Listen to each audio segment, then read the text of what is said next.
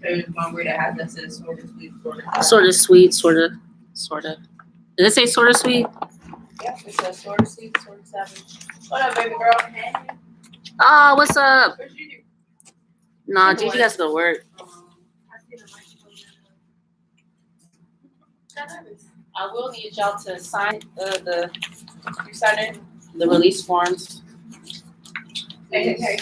Take that. Mm-hmm. And there should, if I had pens, I do. Oh, my goodness. Here. I actually have one.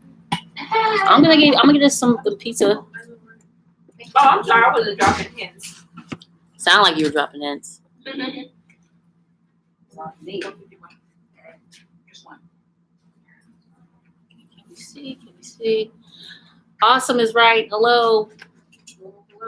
What up? They will be here soon. We're just setting up. They can see you if y'all want to say hello. Hello. Oh, it's Ken.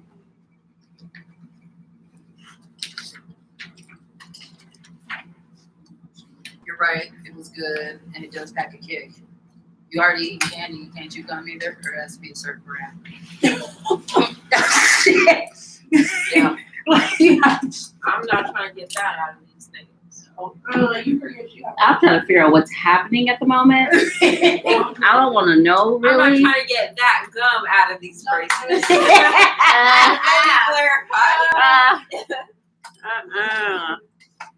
It's a no for me, doctor. It's a no for me.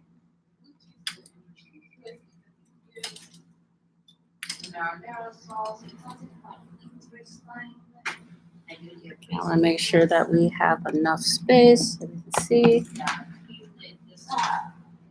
The fact that I'm just sitting here wiping myself Hello? with candy. Hello.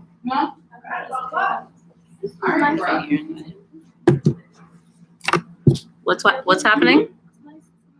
Yeah, why are you trying to steal what? I'm trying to steal. Here. I'm not just like, oh, you're here and dropping hands. You can move closer. Nice, you know? You can move closer. You can move closer.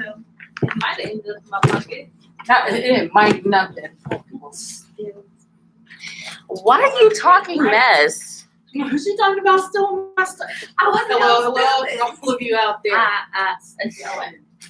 Nobody's.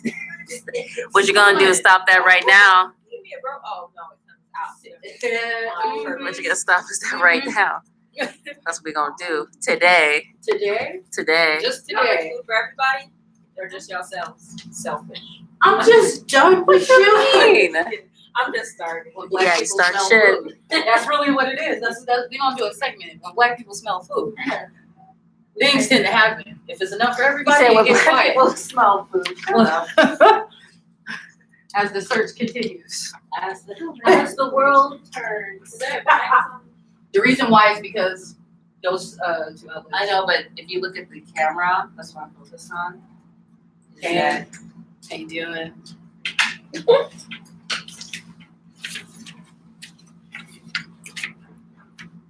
Dacia, can you please stand up there so I can see what the lighting looks like? Stand? I just want you to sit right there somewhere, please. I'm sorry, put my butt in your face. I really did. I told you. Oh, we live. Closer. Ain't gonna tell lies now. I don't want to see if you eat on camera. We live, darling. We live. Hi, y'all. Yes, that's right. She said, "Hi, y'all." How y'all doing? Yeah. Yeah. What pen is this? Oh, they haven't talked about the pen stuff. We gonna get into it real quick. This is for the Okay. people sitting in the audience so they can talk. You can't help yourself. Ladies and gentlemen, that's the serial pen thief right there. Is she? Yeah, she sat down and picked up a pen and was like, oh, this look Can y'all turn the good. microphones on so I can hear y'all speak, please? That'd be lovely. Wonderful. Just gotta say hello. Remember. Hello. Hello.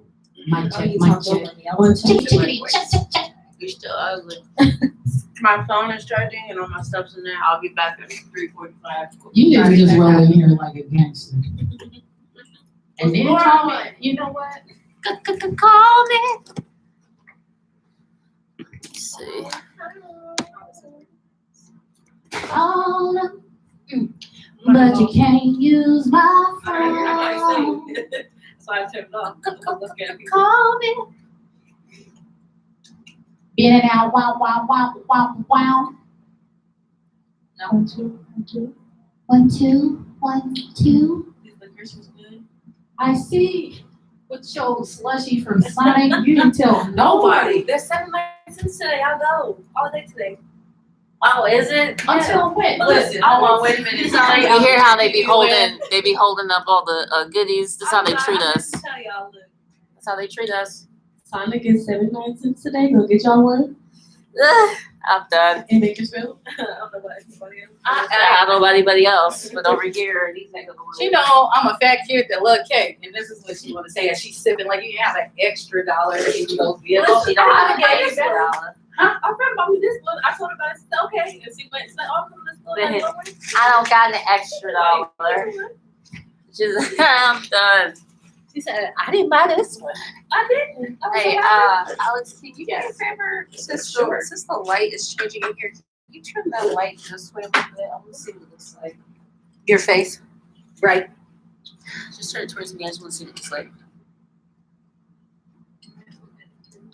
That's okay. I'm trying to figure out if we can get another light. The only problem this way. The light bulb. There's only 2 light bulbs in here. I have light bulbs in my office. Do I feel like walking back? No. Cause it's hot as hell. It is. I know over here. With yo Sonic, I'm sick of you. Sick of you. Sick of you and your shenanigans. Keep this turned your way. That's Or okay. I lower guess. it. Huh? Or it's up to it, or No, leave it like that. It's fine. We'll work on it when they get here. Hey, they will be here soon. They will be walking in with me. Okay. I will be out of this. yeah, I know. I got that. Ah, I there got you that. go. So you will. You will be writing in your sewer. I cannot. She's like, I can't do it, I y'all. can't. You can't do No that. pressure. I can't talk. No I feel pressure. the pressure. For what? You talk all the time. You Yeah, talk y'all. fast, I slow, sure do. medium. I don't know about the medium, but the fast you got me. She said, see what happened was you need a stenographer. You said a stenographer. Yeah, you do. Because can you please read back? Can you please read back Tatiana's prior statement? She said, so what happened was. What happened was. I got held in contempt of court for saying no. Like that. Because she Like said that? nope. That's No, why. no. With the pop and everything? That's why. She said, can you please spell that? But like, I'm not literate enough to I should have said it in slow motion. No. And then you would be like, that's it. I got held in contempt of court twice. Some good licorice. That's some good liquor. Children, don't do this at home, okay? Especially if you live in the southern areas, don't do this. Oh, you can't. Commonwealth law, they'll get you. Please do not do this at home. I'm another one. I bet you. The goal is to not be locked up longer than is required, okay? Oh yeah, 'cause you know down south they locking black folks up for a dime bag of weed. 8 years on a I'm dime sure. bag. I'm sure they are aware.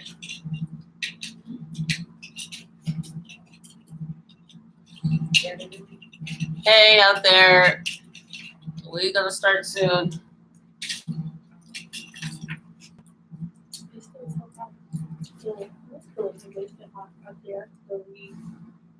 What was that? The heat. Well, they're coming from Atlanta, so I'm sure they're like very happy with this particular type of heat. happy with this heat. Oh yeah, because it's not so It's so I'm bad. like, I'm like, chill this morning. humidity, Humidity. every minute of every hour. You need a shower. You have like, I made a mistake of showering. You said you made the mistake. You're funny. No, I want to hear it. I want to hear I it. made a mistake of showering in the morning, and we went out, and I was like, I'll wait for the shower, because you're like just Listen, dripping listen. sweat. I think that's where the word not musty came from, but musk. Must. Musk. They're like Yeah. they've been lying this whole time. Yeah. Yeah. My folks from Arkansas. It's like, Or, it's it's not Yeah. Arkansas, it's really, are we cousins?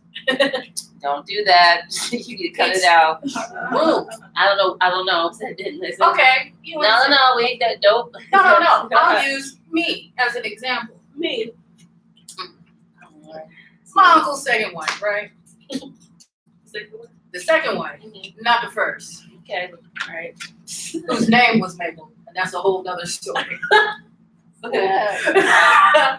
But the second wife, right, come to find out, a good 20 years down the line, that's my father's second cousin, which would make her my third cousin. That means you're related twice. Yeah, I got that in my family. Yeah. So it's, are we cousins? Not, I can't tell. You're our Going here, my name is Alexander Thomas. I was certified business. her. She does. She's taking I gave personal. mine. Taking all personal disclaimers, all that. I'm taking all that. No, I'm shit. sick of you.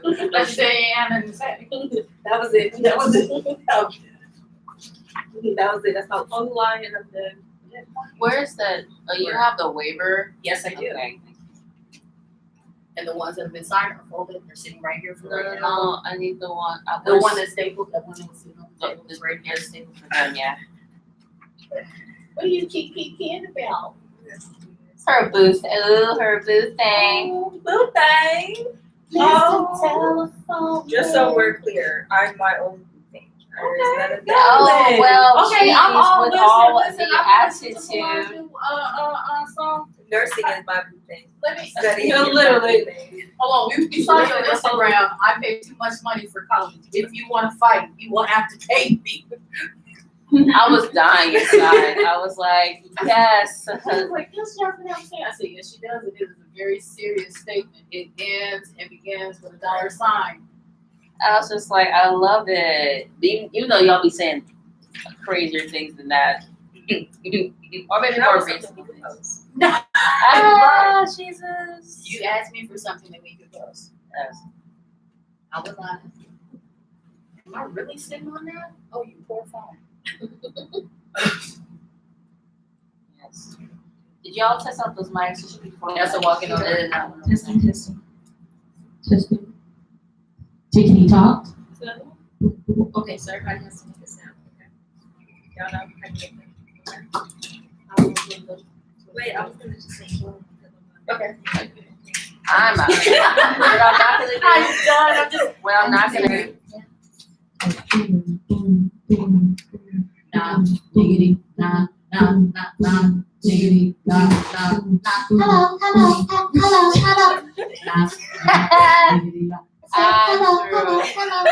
hello.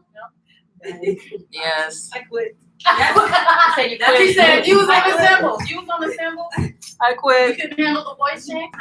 No, that took me out. That took you out. Why? Excuse me. Just Hello. How are you? There's one mic that is not on. I'm not doing this. I turned it off. Speak into all your mics. Hello.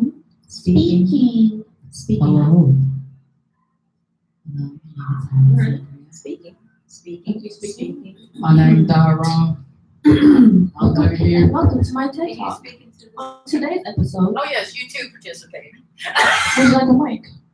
No, she gonna move a whole bunch closer. Once she gets comfortable, this is how, I'm sorry. Oh, no. Should have warned you, huh? I was out with one like that. The first. That's how I got to miss you. I kept so Right. You and Gigi, y'all was all beautifulness. No, I was acting a fool. I was just like, I'm sick. I was sick and tired of this shit. Watching like this. Yeah. 'Cause I don't know who it's been off of, but you was on. Somebody Oh, else it said. was me. It wasn't her. It wasn't you. It wasn't home. Trust and believe. It wasn't you. Gentlemen, It it's live. She said it wasn't me. wasn't. She said, "Oh, that's cool. Okay." I'm gonna need you now. I didn't want to touch it. I was like, I don't want to get yelled Oh, at. are y'all part? Where you gonna move your body back to? See, like, okay, I'm coming down. I'm walking that way. What car are y'all in? So I can like come grab you. Sounds like someone's alright. our guests. Oh, yeah. That was Right here. You know it's my You said it's green. It's heavier than a bad kid you trying to drag to Ooh, church. that is not helpful. You are funny. You're like, it's green. What shades of green? I am wearing green, which is funny. I'm wearing a bright green. You will see me. You cannot miss me. Trust me. What song? Anything, if I could sing, I would just sing anything. But I can't sing at all, so I won't sing. What y'all don't know about Bakersfield Heat, huh? Okay. He did. It's like, I can dance, so Yeah. I'm a dancer. I bet you Okay. will. Are you close to where the buses are? The reason why I said And out there watching is because she was in Vegas. Yes. Oh, okay. I played the bit. I know where you are. There's nothing I know to where you are. fear I'm coming your when way. you're throwing it in a circle. Cool. How All right. was this? How can you do that? What, dancing? Day's here, y'all. Day's here. I'm about to go get them. I mean, pop like Someone give you a water. A two water. A cold water. Would you like two waters? Those cold? As cold as they gonna be, you know nothing more dangerous at this point. Oops. Thank you. Do you need an escort, madam? You're welcome. Come with me. Mm-hmm. It's a kidnapping from the whole time. I'm rolling. Rather than. I'm trying to solve.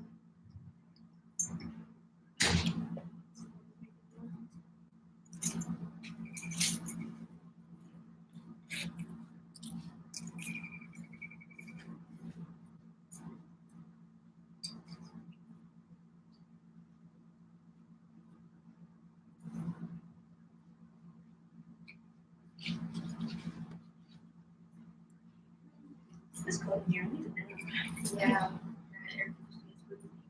don't even want to be there. I'm tired, to be honest. I don't really want to sleep. I'm feeling bad. Take time with it. I might go take a nap. I was like, oh, I don't have anything to say. So I better think of something to say. I don't have time. I did that show with him. Are you staying for the whole thing?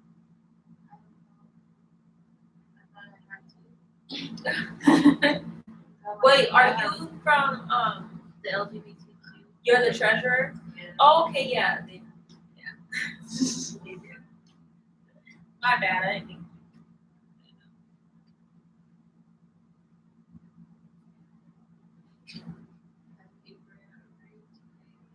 Tonight? What's it on? This book, I didn't read it. So you got more problems than just this podcast. Yeah. I got 2 group projects I gotta get done by Sunday. And I have a test, I have a discussion, I have a theory. Is it you? I'm glad I did, because I was like, I don't know if they're recording. I read the frost from walking. Thank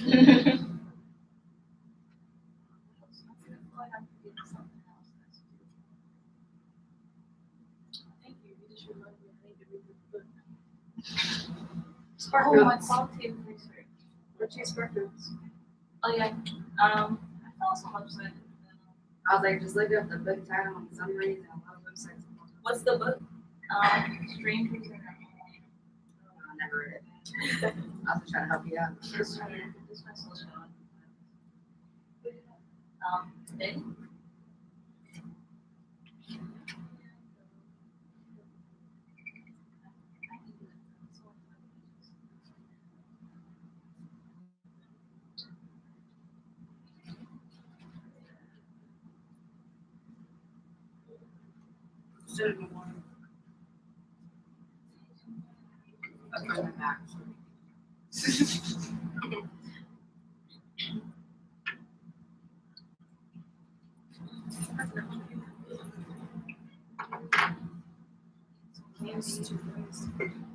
They just got here, so they went to the. Oh.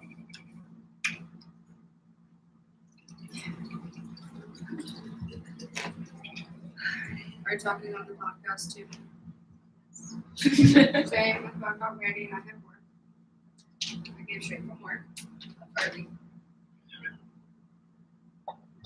Well, I don't know. Because I'm gonna be here because Kelly can't stay the whole time. Yeah, I told them I have class at 4. I didn't think it was gonna go till 5:30. I thought it would have been like an hour, hour and a half. I wonder if maybe we can shorten. She probably won't do. Yeah, because I asked Alex, I was like, how long is like roughly like the recording? She's like 2:30 to 5:30. I was like, I have class 4 to 5:15. So I was just like, I'll just step out and post it before. So they're majority. So do you follow them on social media already? Or you familiar with them? No, I never heard of them in my life until they posted that. I'm not big on YouTube actually. Like I'm not like into YouTubers. Like I'll just hear like random ones here. Right. But I've never seen that. But I kind of watched what's his name? Alex Xpression. The guy's Xpression. Yeah, I watched this video about how the politicians trying to like erase college debt for future college students. And he shouted out CCB in the very beginning. So I guess he gets like over 5 million views. So we're famous. Yeah, like he gets, and then the other guy gets a couple 100,000 views too. But I was watching his video, I remember at work, I was like, I don't want to go in not knowing who they are or how they talk. And I was like, I thought he was going to use big words because I'm not the smartest in English. Okay. Right. But I was just like watching a few minutes and I was like, okay.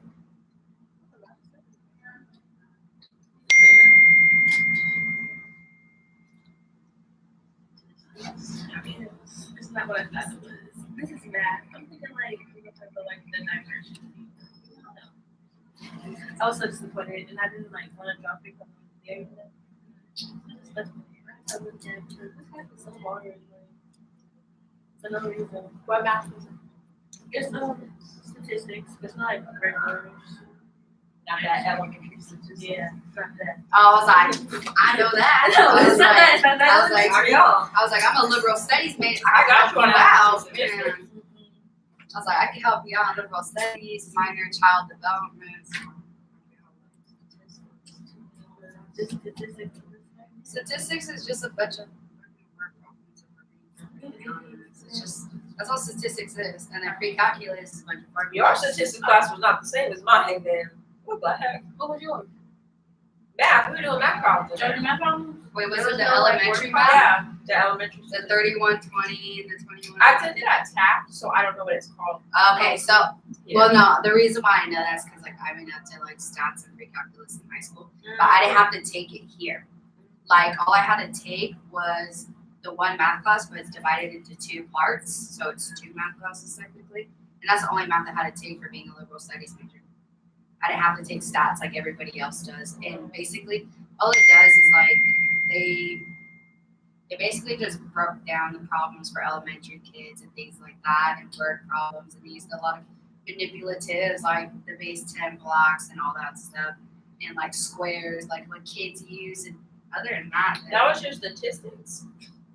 I'm sorry, I'm still lost. That was your statistics. That was my math class. I had to take Your for math being- class, not statistics. for being here. Okay. I didn't have to take a statistic class unless it's kind of called one, but it was just elementary math that we had to take because it's one big class and it's one book, but it's divided into 2 classes. So you'll take one semester. Back how they do anatomy and physiology at some Yeah. places. Okay, so I'm gonna eat all this candy before anybody starts. What? Because I'm starving.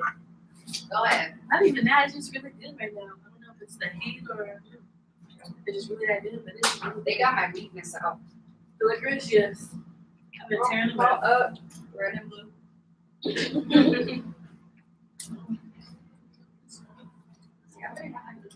You're all gonna be over here. Anyone who's talking and holding a mic will be over here. Jeez. Actually, I need to. Right in front of the camera so everyone can see you. I'm gonna put my phone to charge. I need to read often in 5 pages. I can do that. Okay. Just skim read. I've been trying, but then I don't focus. You know. That's how I passed my CBEST. The title. I have the sticker on my floss right now, and it wasn't sticking because I barely had the idea to put the stickers on my hydro floss, and it flew off right now. I'm walking over here, so I'm not. We'll see how this goes. Did you see all the research we did for the sexual ethics framework? Huh?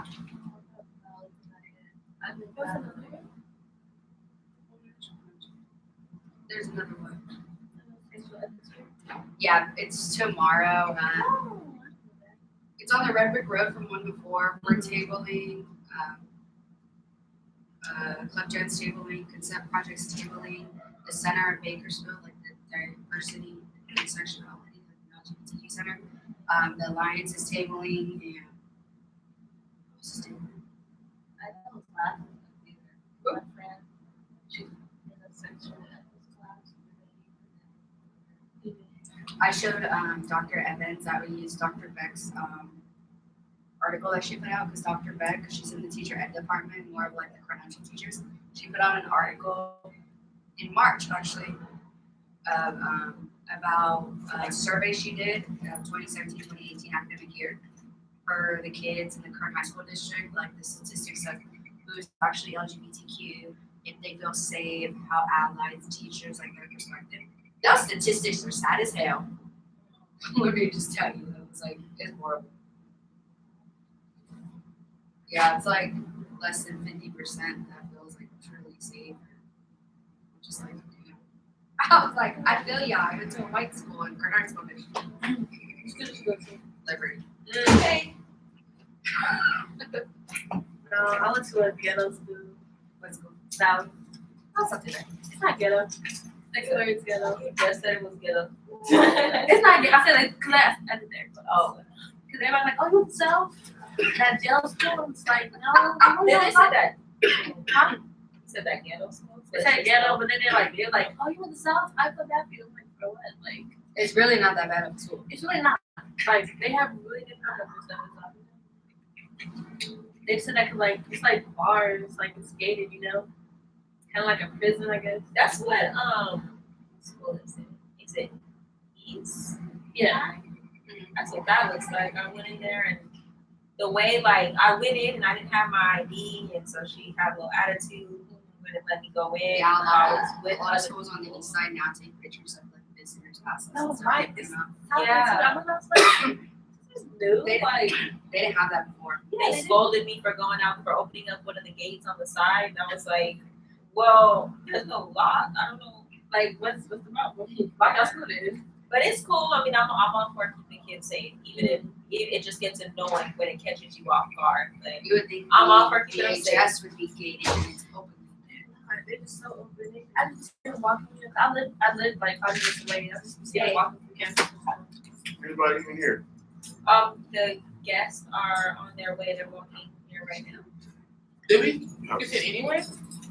If you're speaking, you're going to be up here on these couches, but I'm guessing that couch and these 3 chairs will be for people who are just viewing.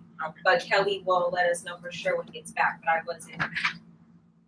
I set it up and then I left, and when I came back, these chairs were here, so.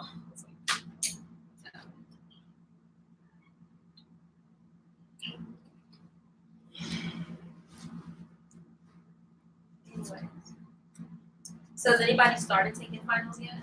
No, I have one May 6. Took 2 already. Oh, wow. So then you're done with those classes then? Mm-hmm. Nice. What were they? My serious sim class and 1 class online. I had to write a lesson plan. Very strict lesson plan. A lesson, so you're going to be a teacher? First teaching. Yeah, I had to teach before becoming a counselor. Oh. You want to sign this? There's actually going to be, yeah, you do need to sign in there for the Magic Center. That's their sign in. Oh, that's just. But then you'll need to sign this release form. Oh yeah. Huh? Yeah, sign the release form. I need to sign up. Have a pen if you need one. Guess we should put these over here so they're closer. Oh, I just walked in front of the camera. Okay. Did you sign one? Yeah, sign one. Yeah. There's 2. Oh, I signed one. Oh, you already signed one? Yes. Just like last time. It's just a release since we're recording voice and video.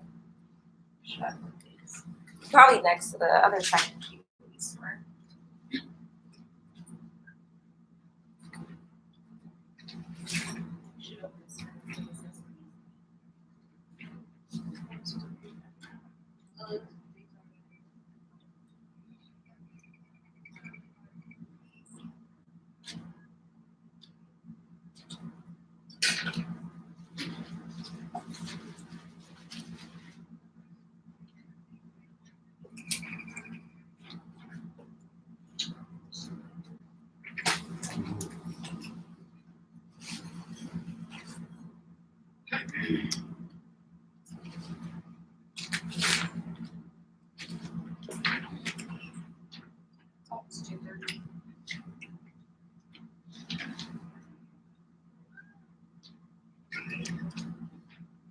Can I just have a small piece of cake?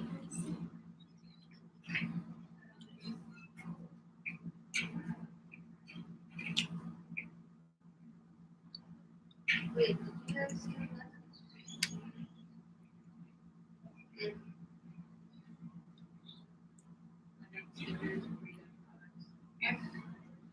This one don't work. Yeah. Go back. Are you talking? Are you talking? No. I'm sorry. Because that flicker work.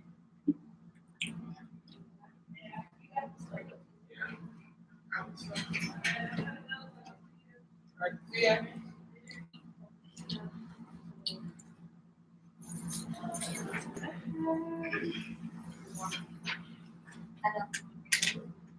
Here we go.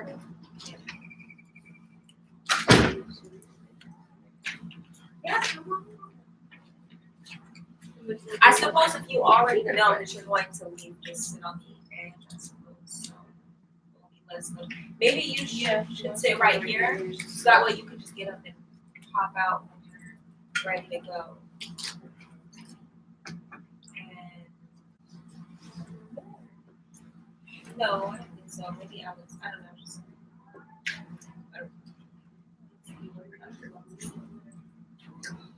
On the side, I'm gonna be like sneaking. Like, Do you watch his videos, Adrian? Yes. I love him. I never really heard of them, because I'm not really huge on social media, and that's how I feel like a lot of people find out about their YouTubes or whatever. So I didn't really know anything about them. And I'm not part of the LGBT community. So I'm not, but I do know him.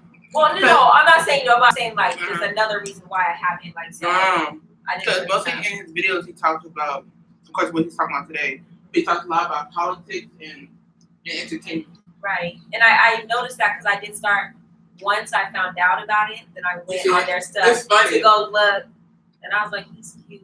Justin, the more serious one. Justin, the more serious one. And Adrian's more of the. He can be serious, but he's mostly funny. Okay, wait, I don't know which is which. That's what I was As you know It was me. cool.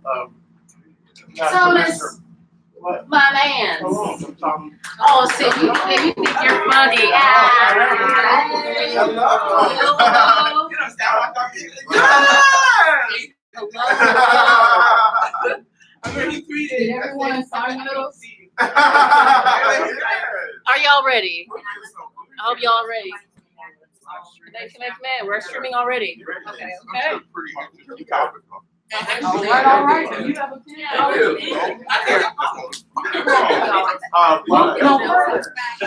Alex.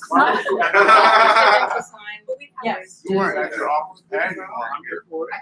I have a sign on my door, sir. You don't read? I did read. Okay. I mean, I love it. Like that. Not at your office. Yes. So why did I come by here? Hey, man, Did y'all want to say hello? who hollered at me at 2:15 in the morning? Was that you? 2:15 in the morning. Somebody said, Thomas, not you. Wasn't me. On Instagram, I'm like, Definitely wasn't me then. I get up at 5:30 and said, who did that? I said, nah, that was. Why you trying me, Thomas? What? That was you, huh? No, it wasn't. I was not up 2 o'clock in the morning. Well, someone left me the whole information about you. All right, well, good for you, sir. Yeah. I'm glad you're here. Yeah. It's as an far interesting as subject. Because I where took a course in the last semester. Because I'm so unaware. I should name Okay. It's okay. You got it. Yes, I do. I got someone needs to You know. need my coat?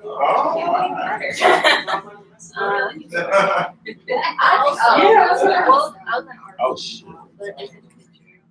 It was from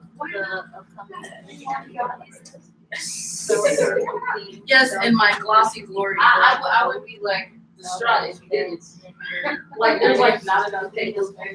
I'm so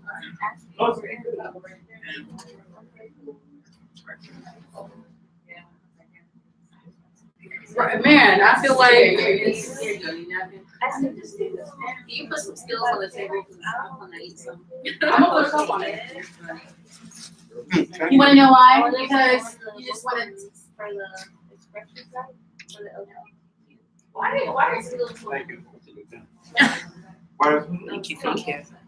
For some reason, they didn't like Trayvon Martin. Hey, I was gonna participate in the contest, right? Right, what happened? Girl, I forgot about it. But I seen you advertising, I was like, oh yeah, I'm gonna do that. I'm gonna do that? Yeah, Oh, you a Tech 9 fan? well, you know, I kind of just got turned on. Missed out. You kinda got turned. Gone. No, cause I know because it's just recently. Oh, I got you. I got you. but it was kind of, you know, Oh, you're I was so funny. excited. I was like, You're funny. I like your little advertisement though. It's kind of cool. Your little boo thing. I'll support you. I'm doing that. No, you have to. You try. Anybody could have I participated. want What you was to know crazy, that. and what was crazy is the instructions wasn't hard, and each person got a pair of tickets. So they didn't have to be like, oh, but what about my baby, my sugar bop, my snickerdoodle. Mhm. Tired as old lady. I'll tell you that much. I'm tired as old. I was gonna say something like, man, just get a ticket, something, man. And just off of that, you got it, because I already know. I already know. And then one girl said, I just deserve it. I work hard. Well, there you go. Like, I mean, we ain't gonna, hey, we gonna congratulate and appreciate that the text in front of Sam. I'm angry. Why you angry? She's like, yeah, pose. Like, she's like, I'm angry. I'm angry. So why you? She was about to take a picture. She was like, I'm angry like this. Oh, okay. Like, I thought she was like, I was like this. Oh. You know. You know what you need? Add the little pad down. I need a whole lot Yeah, a of little pad down would be nice. Alright, what's the, it's fine, please sign. It's all the things in where it's John Hancock. This one? Thank you so much. Discussion. Please sign that. Oh, I did. I talked to her. I don't know why she said back there, all the way back there. Come on. Oh, those are those fancy guys. Oh, yeah. those- Direct. There you go. Yes. Maybe not gel pins, 0.7. Listen, y'all, and David, she said, I don't know where I got it. I think I stole it. So y'all want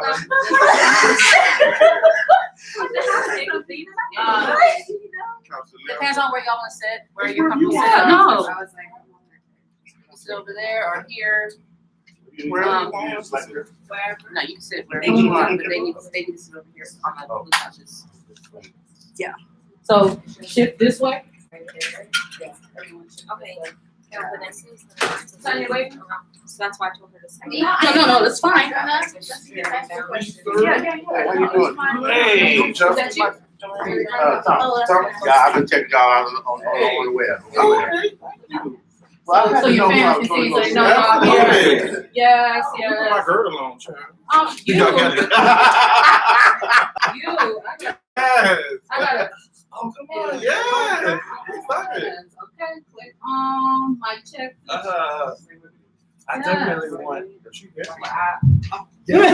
See your peoples is there. You better say hello. Hey, girl. Hey. No. Yeah, we Oh my God, can it do is. it. YouTube. Okay, Yeah. go ahead, bring it in. Yes. No, there's no assigned Justin? seat. Thank you. Yes, absolutely. You wanna sit on this end or you wanna sit on that? Okay, so, No, I'm gonna ask. thank you. Yes, what you guys? Get the link to it so we can send it out. Oh, the link, let me see. I can just send it to your phones right now. Can you? Absolutely. Okay, thank you. Appreciate it. Look at you. As y'all walked in, y'all saw some of the artwork. This is some of the artwork that was left up for awareness. Absolutely. Why are you back there? Oh, There you go. Just type your number in Okay. there and then just send it when you're done. Okay. The links are. You coming? You come. We just gonna be close. Right here. I have to ask you. Me? Yes. Okay, I'm here. I'm sitting. Oh, okay. Yes.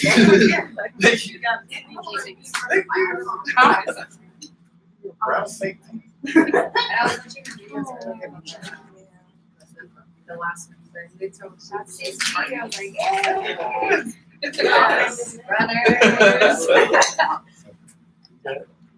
Yes. You wanna come up front too? That's all. No, I'll actively to get my laptop charger. Oh, okay. I don't want anybody to see me right now. Yeah. Oh, Why? join the club. Why? Because I'm about to start using these consent forms as my own personal agency. I'm talking. We gonna be mic sharing. Welcome everybody in the chat. This is the BSU podcast. We're just gonna get started. We're gonna just do it like real casual, like Yeah. make this conversation that can, potentially be, an uncomfortable conversation as comfortable as possible. I will have everybody introduce themselves. First, I am the BSU Advisor. My name is Kelly Dozier. I love your midnight voice. Of course, we're here with two amazing young men. We were so fortunate to have them be able to come out here. They seem like they're having a good time. The heat, they don't like the heat. I don't know what to tell you. We got you here now. Ain't nothing you can do about it. So, I've lived my life before. You wanna get the Yes. picture right now? like I said, real casual, like, so. Are we trying to get the pictures? Yeah, real quick. Okay. Like, let's see I was that. like, oh, she got it. Yeah. No, sneak peek. Just a picture of us. Yeah, of course. So I can put it I on mean, the- I know you gonna come in too. No, she said she didn't want nobody to see her right now. Thomas, she like, listen, you just. Wait a minute with the sour worms. He like, don't judge me. Okay, I got it. Oh, someone take a picture. Okay, ready? I'm sick of you. I am too. You want to be in the picture? It doesn't matter if you want to get me. Why you sound like it's a robbery or a stick up? Y'all want to Like, be you're serious. You're gonna be in it, but if you don't look at me, it's just gonna be the back of your head. Oh, I need that. Yeah. Your whole that's all in her. Okay, ready? 1, 2, 3. I'm in it. Got it. Yes, thank you. All right, cool. So, All right. a few people that we have here. I'm trying to figure out where I start. Do I start from my car?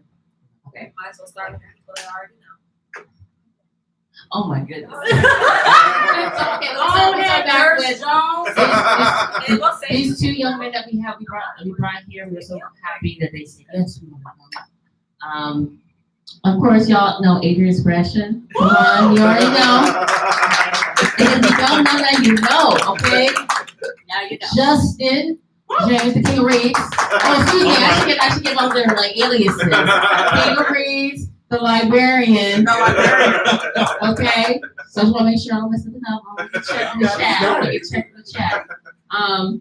So having these two young men, seeing their videos individually, students came in and said, "Can we get these dudes?" I said, "I don't know. We'll see." Reached out and was like, "Sure." I was shocked. I was surprised. I was like, "Okay, cool. Let's do it. Let's do it. Absolutely." Had me acting a fool on the phone. It was so bad. Like, the students that were sitting in the room were so quiet. I'm like, "Y'all wanted this, now y'all want to talk now? What's going on?" And the one person that can't talk was talking. You. Yeah. Got the gift of gab and they get all kind of shy, like, they Like, coming. They coming. So, just having these two young men here to discuss this, I had a little bit of fear that having this discussion was going to be a little hard, and just being able to have these young men who can pretty much talk about anything. Talk about anything and make it comfortable. Like really, to make it comfortable, and just listening to some of the experiences that you have. These are the right young men. These are the right young men. So let's go ahead and introduce everybody. Catherine, let's start first. Hello out there. My name is Alex T. That's me. I'm part of the Black Student Union here at CSUB. I love it how she says it before she calls. She did subtitles. Sorry. Hi, my name is Mia. I'm the treasurer of the LGBTQ network on campus. Are you ready? Yeah, fine. I'm sorry, I don't know what happened.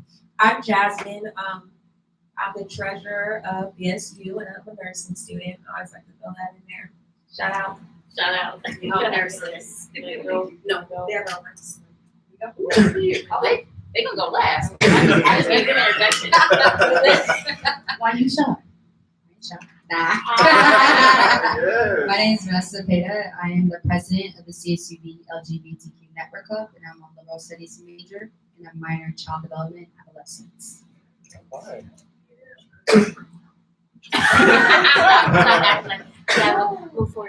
You acting like this is Easter Sunday. And you go first. My name is Dontiana. I'm a member of BSU. Yeah. And yeah, that's it. That's my baby. That's my baby.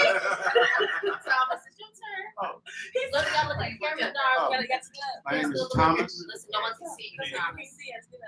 Oh, Yeah, there I am. there you go. Hi. My name is Thomas. Last name is Hennigan. That is Irish. Don't know where that came from.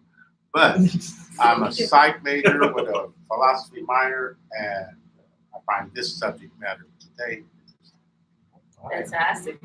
You want to scoot your chair a little forward so We you have the all audience back here. There's a mic back there. If y'all want to say hello on the mic. What's up? Louder though. There we go. My name is Jane. I'm a liberal studies major, senior last year. I'm here for BSU. I'm very interested in this topic, and I feel it's very important right now in this type of society, especially who's in office. And so I'm here just to support. If not, go get a seat. You guys can go pull a seat from anyone. Yeah, pull a seat. In case you're gonna leave. Don't trip. No worries. We're leaving. Oh, we've been just started. We've been live since we've been setting up. If y'all only knew. That's how we do though. We gotta show the process. Yes. All right. Would you all like to introduce yourself to people who should not know you, which I doubt. People don't know who you are. We'll go for it. Listen, Turn my mic on first, okay? Have you seen her? Ooh. Absolutely. Or Janet Jackson. That means I'm turn my mic off.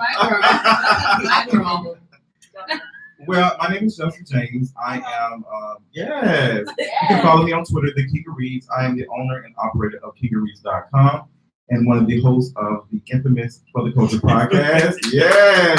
Where we talk about all things when it comes to the culture for the culture. Yes, I am Adrian, as you all may know. Got my library card. yes.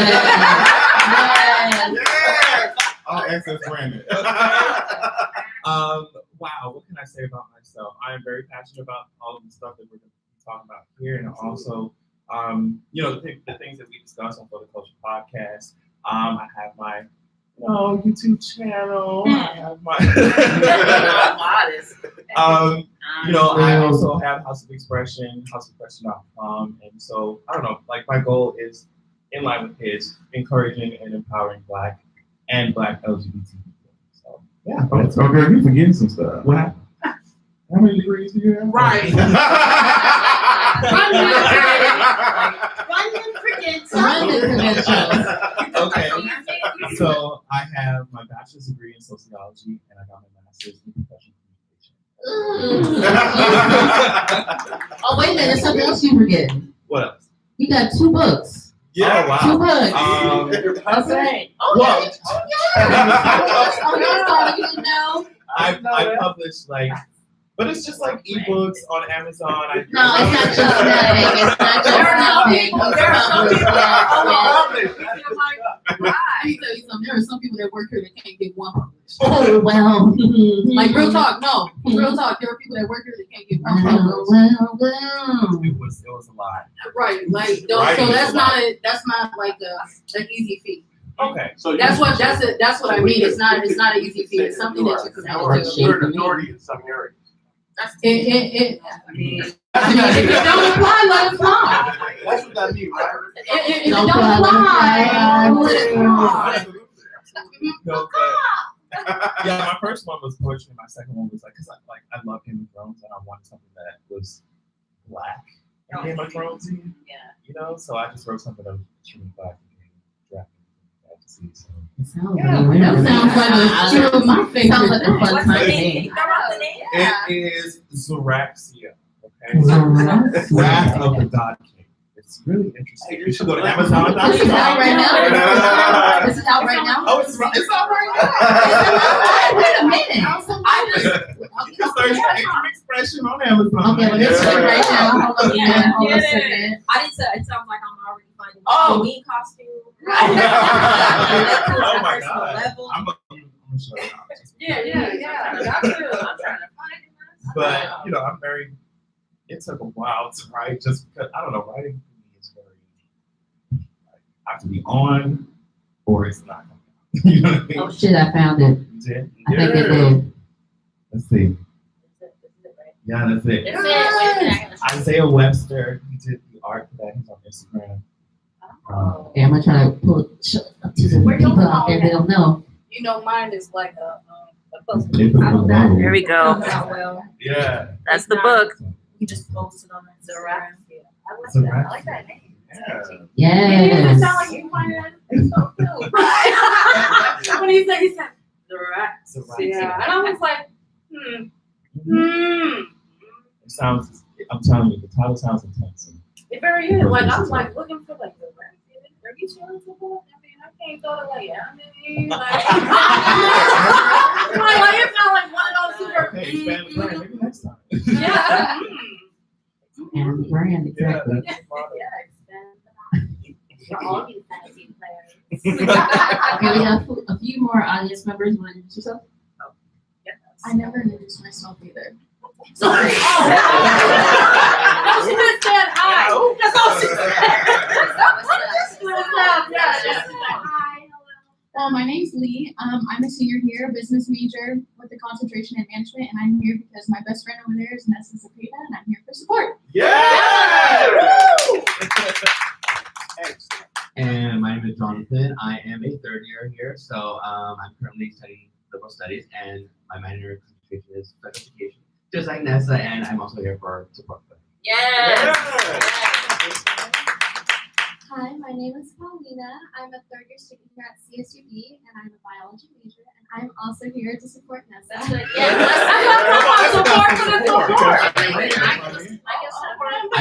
for everybody, but you know, Nessa totally comes over like, okay, I'm down, and then I'm here to support everybody. No. We did it. No problem. No, that's just fine. All DM. Yeah. Nothing more, nothing less. Okay, so let's get started. Okay, so one of the hot topics, one of the students was telling me, because I'm close friends with Jesse Smollett. They're like, oh, come on, let's have that conversation. Let's have the conversation. What was, I know, you're telling me. I love it. I was just like, girl, I know. He's my friend too. I want to know what y'all think about that in terms of, it's already hard to believe males, specifically Black males, when they're assaulted, and they come from the LGBTQ+ community. Okay, don't want to mess that up because it's changed a lot during the years. Okay? When I was growing up, It was just Why did you say queer? LGBT. Yeah, that's why I said the queer community. Okay, just the queer community, right? It's changed so much. The plus was added. Okay, so I had to run the plus. But I wanted to know how everybody felt about what took place, even though he was not, all charges were dropped and he wasn't convicted of anything. And it seemed like there's nothing happening with it at the moment. How did everybody feel about what took place and just in relation to their lives? In relation to like things that have happened to you or people that you've known, or how do you think that has impacted people in the LGBT community? Specifically males. The story in general, how it has impacted. How it has impacted, yeah. I think it has opened up the door for conversation, to say the least. Yeah. It definitely has. The whole situation was very nuanced. You know what I mean? Because this is what both said on the podcast. It's like my first instinct when a victim speaks out is to be like, oh, let's get down to the bottom of it. But then when we stepped into part 2 of getting down to the bottom of it, that's when things got hard. But for me, I always try to give. If you're speaking out saying this is what happened to me, this I experienced this thing, I'm going to listen to you. I'm going to hear you out. And I think that should be the baseline for it. You know what I mean? I think that's right. Yeah, so when it first happened, I was like, I believed it 100%. And I really didn't follow the story 100% because it was just like, I didn't want to hear all of that. I was like, I believe stuff like that happens all the time. They got a lot of publicity because this is a celebrity. So I just sometimes with stuff like that, I take a minute to digest it. But once I did and I started seeing the other things, I was still like, okay, I don't see him doing this just because. But other things came out and I was like, okay, I have some questions. And I made sure to have these questions in spaces like this. Because that is key too. Yes, I'm not going to be talking to a non-Black person about something like this because I know the implications of that. And I don't want to hear anything. I'm like, okay, girl. It's almost like when someone's coming at your family relatives, like, all right, yeah. You know what I mean? Like, I can talk to him, but you need to, You don't know them like that. Because your words have a little bit more to it. So I talked to a lot of friends. Me and Adrian talk 24/7 all the time. So other friends I was talking to, and I was trying to explain to them that I have questions. Not that I didn't believe, but I just had questions. And I thought myself hurt because people were trying to say that if you don't believe them, if you don't believe them, then you must be siding with the cops. And I took a lot of issue with that. And I can understand how they can be like, you're siding with the cops, how can you? I know what Chicago PD or the police department, period. The whole police department, everywhere across the country, I know what they do. Our whole white supremacy, I know that. But I had questions, had a lot of questions. And I was trying to talk to people like myself. And that was one of the things that bothered me. Just people not willing to say, you know what, something does sound kind of a little bit off. Not saying that we don't agree, we don't believe him, but I would like to get down to the truth. And that's all I wanted. That's all we wanted was the truth. No matter, I know, people can, the police department, what they can do, what Chicago PD has done in the past.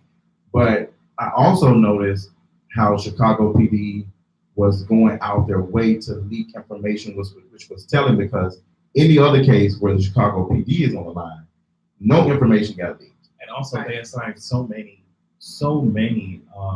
investigators to this case. It's like when we're searching for answers, people are sitting, in other cases, people are sitting on tapes for 13 months. You know what I mean? It really shows what their priorities are and where their priorities lie. So that's why I was also saying, I don't think, even if it suddenly came out that he did it or whatever, I didn't think that he should serve any prison time for that, considering the amount of communities that Chicago PD has destroyed. You know what I mean? So it was a non-violent offense. Yeah, it was nobody was hurt in it. My thing is like this in dealing with trauma is that it's always good to take into account of this. when trauma happens, it could have been that it happened the way that he said, or things may have gotten botched considering the situation. My thing is like this: we as Black people, we always have a habit of guilty. For some reason, as though we have to come hard, we have to convict our own harder than somebody else. And that's always been an issue, especially within the Black community, whether you are gay, whether you are queer, whether you're straight, doesn't matter how you identify yourself in the Black community, that's always been a thing. And then my also thing is stop separating our queer community or queer crimes from actual Black crimes. It's Black. They're not gonna stop you and ask you what your sexual identity is or what none of that is. I just think that getting off subject, of course. I just think that like we have to be careful how quick we are to pass judgment. Like you said, I just want to know the truth. We all just want to know the truth and just different things like that. And as things tend to unfold throughout time, I think only in time that the truth will surface. But no, he shouldn't serve not a lick of time. And also, I say, if you believe in right then and there, you're gonna get down to the truth. That's the importance, like believing the victim, because if they are a victim, we're gonna get to that information. But we have to take the resources to be able to get down to the truth of what really happened. So I don't see no issue with not believing them in the beginning. I didn't see an issue with not believing them. Because my thing is like this: you're taught in this country, you're innocent until proven guilty, unless you're a certain part of this demographic, and then you're just guilty until you can afford to prove yourself. Come on. Okay. That's not necessarily true. That's not the narrative of this country. That goes for everybody. So let's not just say that we have. It's blue when it's on. Yeah. Okay.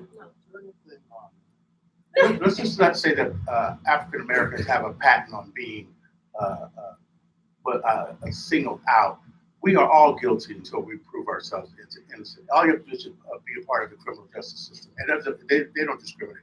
It's like money. It's all green. It's like bodies. It's all bodies, okay? But with the LGBTQ community, they have been suffering more than, much more violence than just the regular African American person.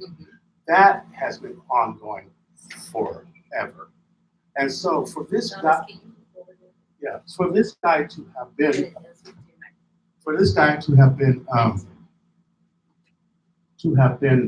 accused, I didn't doubt him for a moment. Right. Because I mean, I just did the logic. I figured, look, the guy has money. You know what I'm saying? So it didn't make no sense to me. Why would he create a scam on just a little bit of money? And it sounded like to me, because I've lived around whites all my life, it sounds like crap that they do. You know what I'm saying? So without knowing anything, I felt like I was going to support his narrative anyway. I have an issue with African Americans dumping on each other whenever they hear something about, that man, yeah, right. You know, I have an issue with that because it's paramount to know that we do not stand together. And I'll give you a great example, off subject just for a moment. The Las Vegas shooting. Just look at the people as they are trying to not get shot. You know what I'm saying?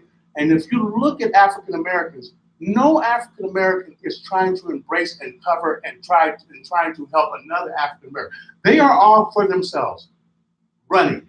And that is the reason why, because they don't believe in the importance of their own being and the being of the person that's with them. They say they got their back. This 100, homie, I got you. In the end of the day, man, where was you? Oh man, you know what? I got stuck in traffic over. You know what I'm saying? So at the end of the day, we need to. This community needs it more than any other because they have problems with getting health care, jobs, identifications, going. If their ID is checked, and then they have the real name that they really are, but they call themselves someone else. Then they're going to spend so much time, as you can say, trying to prove who they are. Then you have this other thing where they're not considered the transition that they made with their bodies and they made their bodies conform to what they were, it's never accepted. So if you go into institutions, they're going to be housed with males. They're going to be raped by males or potentially raped by males. They suffer a tremendous amount of violence. So when somebody has a voice and they have been victimized and you cannot put yourself in that position, understand that it doesn't really pay to cry wolf. When a person says, man, I've been injured, they have been injured. And don't be a bystander. You know what I'm saying? You have to be able to embrace the differences in people. You know what I'm saying? And like I was telling them, I took a course on this and I learned so much about it. I wrote a lot about homosexuals, lesbians, the LGBTQ community who are unrepresented. And there's no voice for them, even in the women's group. You see what I'm saying? So you really have to, it's like I said, there are much more issues, more than just the regular African American suffrage. That is true.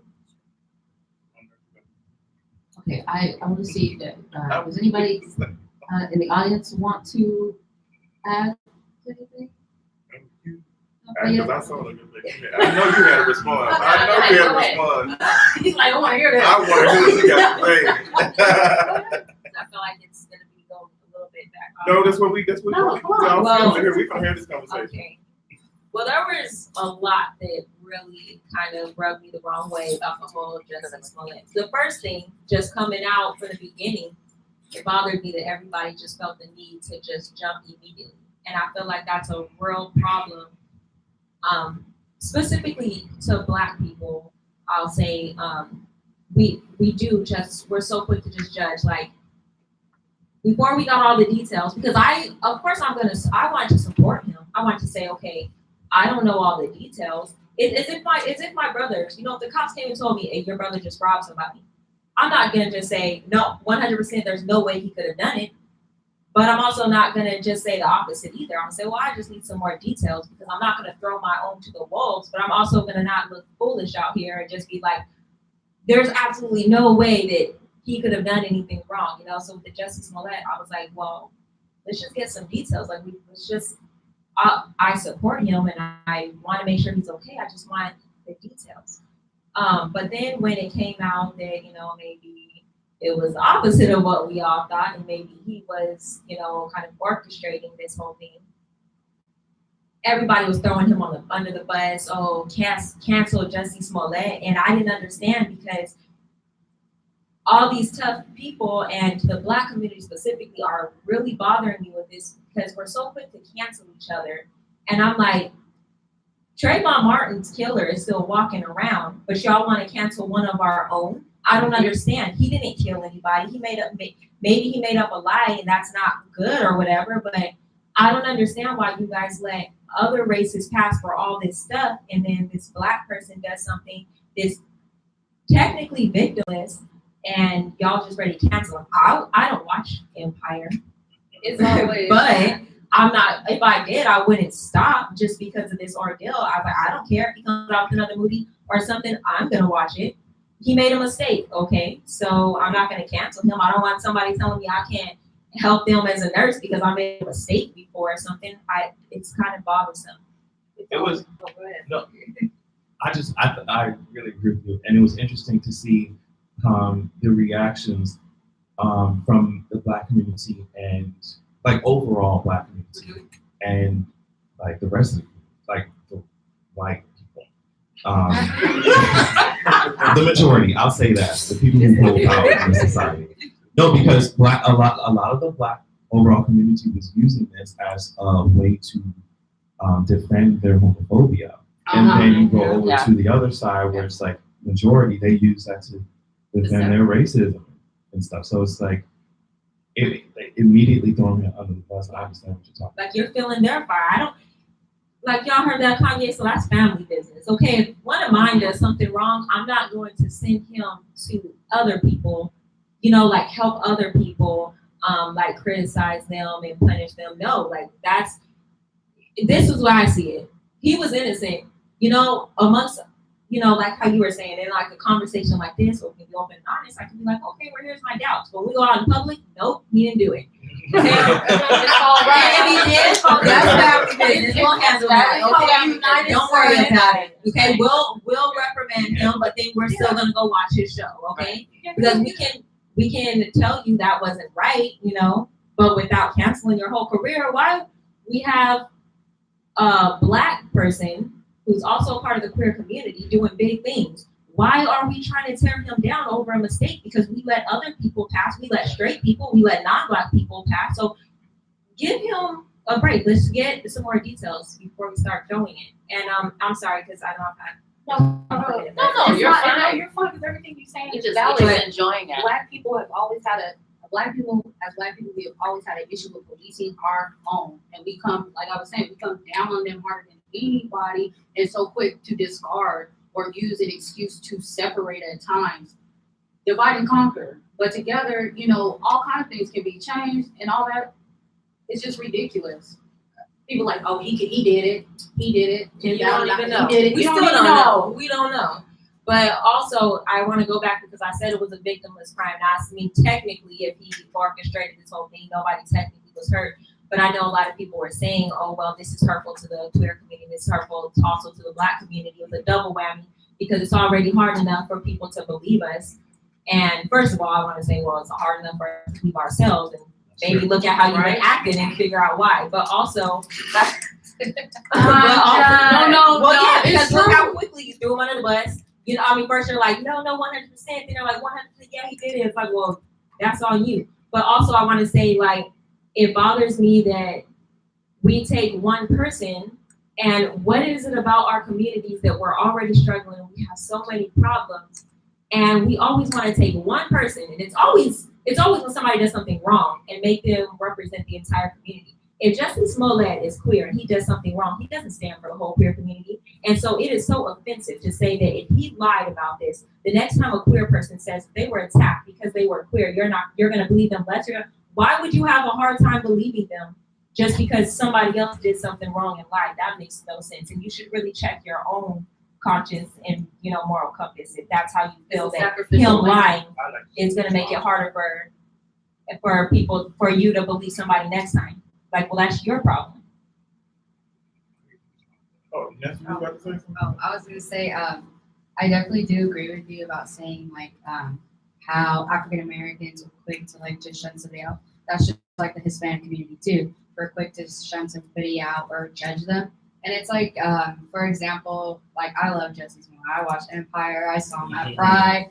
Like when I saw it, I was just like, I believed him, but then when all the facts started coming out, I like re-looked at the situation, I felt like he was like putting out a message for a reason. Like, yes, it was harmless, no one did get hurt. I don't think he should get convicted for any crime, but I feel like he put out a very strong message. In my opinion, yeah, it was orchestrated, I guess you could say, but I feel like he put out a really good message because look at how, like, for example, our topic today, how African American males aren't really publicized about racial crimes or when they're, what you could say, sexually assaulted. It's not really put out there. It's not really put as a big issue. And I feel like he was really sending out a message when I look at the whole thing. And it's just like, for example, I know it's a totally different crime, but the whole Rihanna and Chris Brown situation, look at that. People make mistakes, but everybody still loves Chris Brown. Everybody still loves Rihanna. Everybody still loves Jesse Smollett. Every famous person does make mistakes. We all make mistakes. When we make mistakes, it's because we're trying. It's not wrong to make mistakes, you know? So a couple of things I heard. I want to talk about this counseling culture. That's not a real thing. I want people to understand that we don't have the power to counsel anyone. I can vote with my coin and say, I'm not supporting this person for this reason. But as a collective, we have Kevin Hart out here, like still getting money. He's still on American Express campaigns. Like this counseling culture stuff. The only people who get are the people at the bottom. Like I'm tired of people saying, "Well, we counsel." The only people, like I'll give you a prime example. Chris and Michelle was counseled, and that's because she's a Black woman. Right. She's with not as much resources as exactly, but I would call that a mistake, even though we told her. The Chris Brown and Rihanna situation. I don't consider it a mistake. That is abuse. Especially because that's his known personality. abuser. Yeah. Like he's a known abuser. Thirdly, we don't support each other. We have to stop saying that. That is poison of white supremacy for us to think that we are discarding. Like the reason why what is the reason why we are discarding Black folks? Where does that come from? Who is teaching us That's that? white supremacy. And also, I'll say, because you also said that. You also said that in the Hispanic community in the Hispanic community that you do the same thing. So that tells me everyone does it. You know what I mean? And so I think it is hard though, because sometimes you internalize that.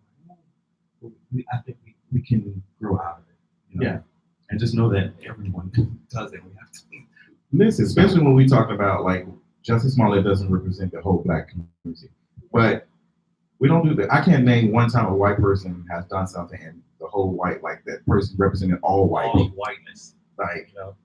I'm just being honest. We've seen so much, like so many. We make jokes about them blowing up schools, doing this, like shooting up movie theaters. Like there's no stigma behind it. They're still allowed to walk in there with some shades, a hoodie on, and a backpack, and nobody's questioning. Like the bomber. Listen, like we make a joke, but seriously, there's no security guard that's gonna stop them and pat them down like they are us. That's why, like jokes. That's Come on, get to it. They jokes hold different type of power depending on you know what I mean, who you're talking to and who you're talking about. But we can joke about white people, and my gay ass can joke about straight people all day, but they're not gonna lose any power. But meanwhile, if a straight person wants to cancel the gay, you know what I mean, they don't have to hire gay people. That like a lot of it depends on where you are in the social totem pole. That's how much power you have, and you can choose how you use it. Absolutely. Yeah, that's a great point. She points out, and all of you guys point out, that the fact that we all do it, and it is so embedded in our, it's almost like genetic, because of what we our culture came through to get to this point. Everything had to be, when it was shown to that person that could take our life, everything had to be you had to be on stage when you walked out the house. And so it was like, even when I was growing up, I mean, my dad was just like totally ridiculous about the identity of what came back to the house. So when I went to school, I was threatened with my life if I got suspended. So why would I get suspended if I thought this guy who was my dad was going to kill me? So it was all about appearances. And so when we walked out on that stage, I learned to enunciate how they enunciated. I learned to speak how they did. I emulated them. In that aspect, we have emulated them in a lot of things. But, yes. And so what we got going on here is you act, but you're not recognized. You see, it's almost like a person passing by and you don't give them eye contact and you say that they're not there. Therefore, in your mind, you think that, oh, white people are this. He said, they don't give a, they don't care. We care about how that guy is presented to the white community. And so we're the ones with the dialogue. They'll put it out there because they know how to push the button. All you have to do is get on the media and say, well, he really did. And so the Black people are up in there now, and we need to stop fighting on that, because you just said, just now, we all make mistakes. She said, everybody makes mistakes, and no one holds their whole culture responsible for one person, and that guy is not responsible for us. He doesn't make a statement about me at all. Everything he does says something about him, and him alone. And so therefore, the other communities have to understand that they are not threatened. They go on and admittedly do not, because I'm gonna tell you something, just like he said, that was abuse. That wasn't a mistake, that was abuse. And if you abuse somebody, a person in a relationship, then you need to be held accountable for that, for your actions. And so that has nothing to do with color. That has something to do with behavior, anger management, and all that other kind of stuff. You see what I'm saying? So it all depends on the intent. You know, I really try to understand this about where my dad and mom came from. And what I did when I grew up, when I became, listen to me. What I did was I did a lot of dumping of the garbage. I did a lot of stuff that I never agreed with. You know what I'm saying? Because I used to see the hypocrisy in my own home. I used to see a metamorphosis when both my mom and dad stepped out the house. I'm like, and they used to get pissed off at me when I would say, well, you don't talk like that to sister so-and-so in the church, and you talking like that to my mom here. So at the end of the day, appearances, or hear my mom change her voice, what you gotta, oh, well, who was you talking to? You don't talk to me like that. Now, I would get slapped sometimes, you know, but I was serious about it because I used to think it was fake. And I called them fakes. I called my dad a hypocrite when I was 13 or 14 years old. So at the end of the day, I started making changes to see the reality of truth when I was a very young person. You know what I'm saying? Gay, my dad one time when I was about 13 or 14 years old, he said, I think you're fruity. And even though I wasn't, I mean, it's just like, if I was, so what? But I wasn't. And I said, man, you know what? That's just how much you don't know me. Because now you identify and you're wrong. Now, it would probably make his heart dance when he found out I wasn't. But what if I was? What would have happened then? Then I would have been abused as verbally not accepted and abused and ostracized and all that other type of stuff. And trust me, it doesn't take just that just to be ostracized. Any ostracization from a family member who is responsible for your socialization and then all of a sudden cut off is a huge thing. And this is what the LGBT community experiences a lot with African Americans because at the end of the day, it's supposed to say something about how they raised them, and it has nothing to do with that. You did a great job. Like I told my parents, 5 out of 6, you did a great job since you're not proud of me. So at the end of the day, I told them, I said, you batted 800, man. I said, nobody went home. You know what I'm saying? And that's the way I look at it. Well, you said that you were, I think you still were ostracized because you weren't allowed to, like, even though you say you're not queer, the fact that you knew that wasn't accepting was enough. Like, that's already trash to me. Yeah, it was, yeah, exactly. Yeah. I mean, I grew up in the same situation. My brother is queer as well. And I have conversations with my mother so many times about she felt like she made a mistake, she loved me too much, but she was around too much. I grew up in a 2-parent household, mother, father, and my father worked a lot, provided. He was hyper masculine or whatever. I mean, he still ended up having two queer kids, so it really doesn't matter. Yeah. So, but I definitely feel you on that.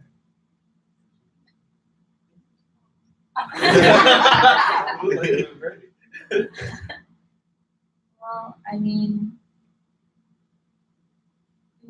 because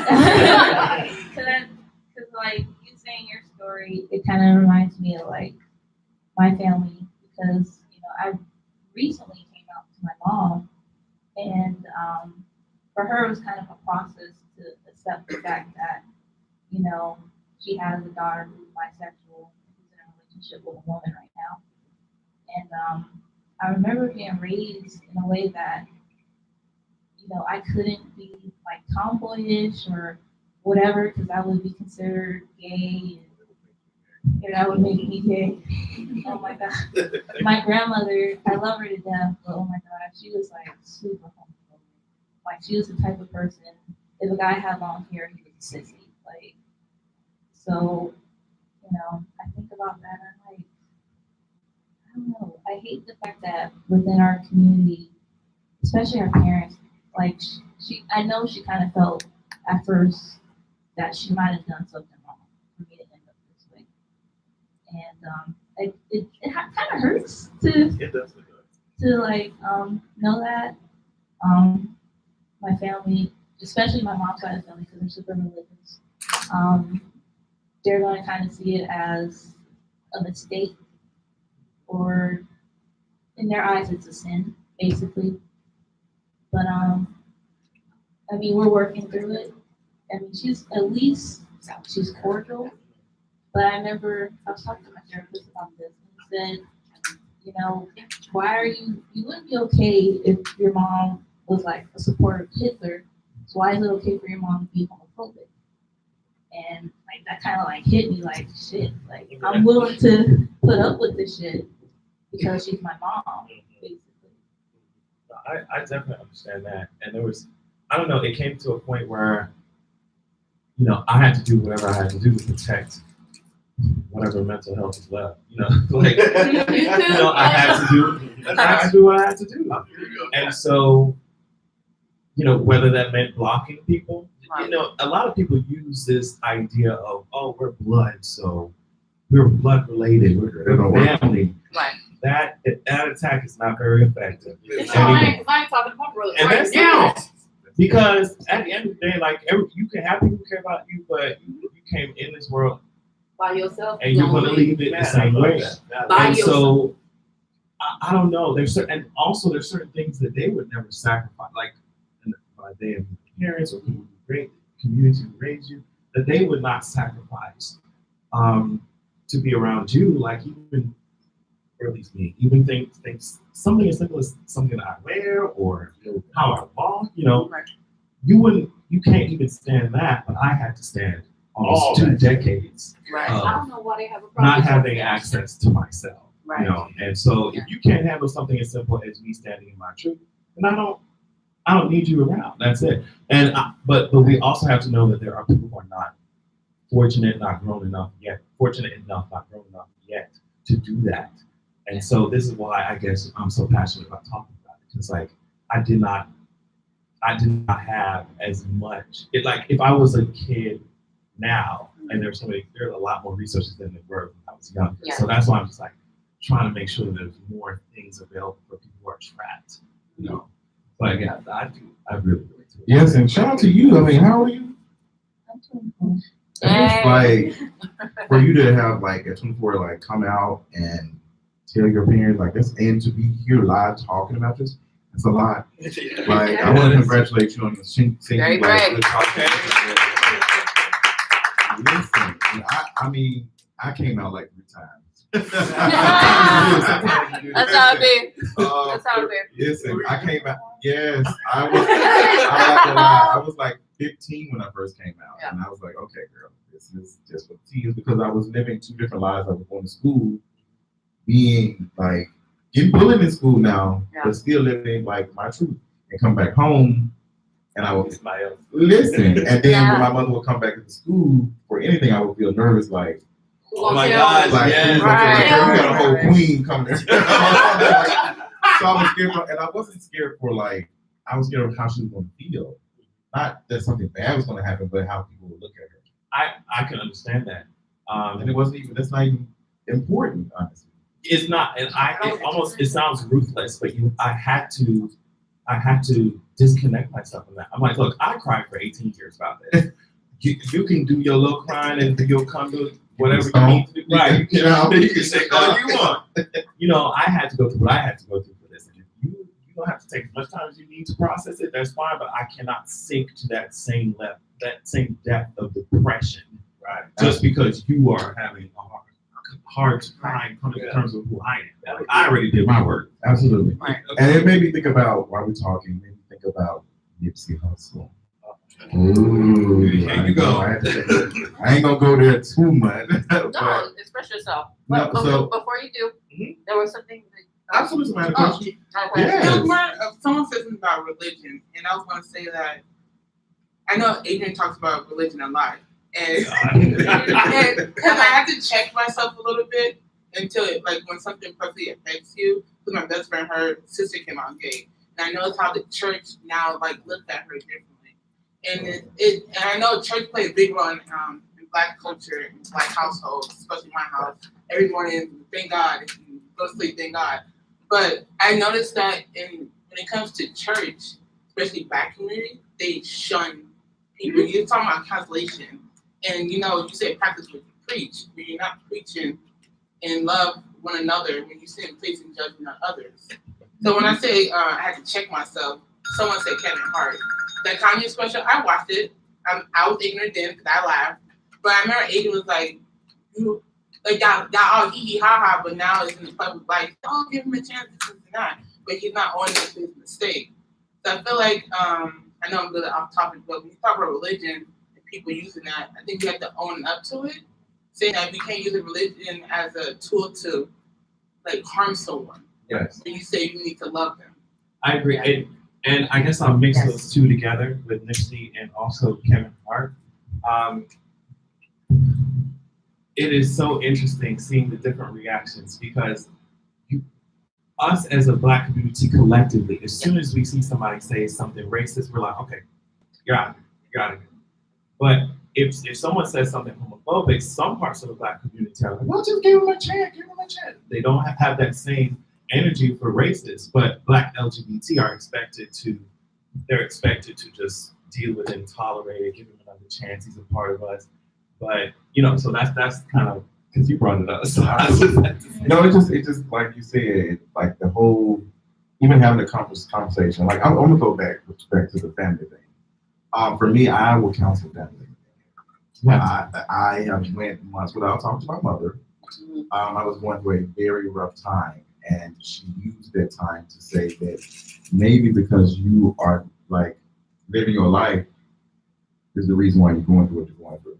And I stopped talking to her. Right.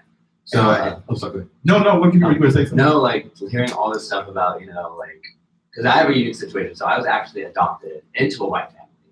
So, well, my dad was Mexican, but my mom and him divorced, and she married my stepdad, who's actually a police officer. Growing up, yeah, you do have a unique situation. I know. Like it's crazy. So my stepdad was actually a BPD officer, and my mom was a stay-home mom. My little sister had like autism, disabled, and then me growing up like the only Mexican in the family, basically. But it's funny because growing up, my parents are honestly, I will say, most conservative Republican, homophobic. They would say racist comments growing up, and I'm just like, hearing all this stuff, and I'm like, what kind of like growing up, I was always scared to speak out because especially me being gay, like speaking out was something that I couldn't do to my mom. It's either her way or no way. So like literally growing up, hearing things my stepdad would say about like Blacks, Mexicans, everybody, it was just like, why can a word come out of your mouth like that? Like, what is this? Like, and then going to, my dad, which is kind of funny story, because my dad's actually gay, go figure, which is why my parents divorced. But nonetheless, like, it's crazy, but like, literally, growing up, even though I knew my dad was gay, my mom asked me when I was 18 years old if I was gay, and of course I denied it. About 2 years later, I came out, and me and my mom honestly still don't even talk to this day. I haven't talked to her in about, it'll be my 5th year. And it's just something like, well, we did, okay, so it's insane. So we didn't talk for about 2 years. Then my little sister had a brain hemorrhage. And then my mom decided to start talking to me again because that like brought us together. Then go figure, somebody talked about me being gay and how I'm out there or whatever. And she's like, I don't want to talk to you again. So we cut off stuff again. And now my mom was in Wyoming and everything, living her life. They're Mormon now. They convert from religion to religion. Sorry. And I'm like, okay, some Christian family you are, so much love and everything. But it's just like, growing up in a household that's so different and like realizing what kind of people are these people. Like growing up, they raised me fine. Like I'm normal, I'm normal. I'm glad I lived in the situation way I did because I see how my little brother is. He's always like weed and stuff. Like not as a bad thing, but it's like he's not doing as much as he could with his life. With me, I'm trying to do the best I can with things. But like I don't know.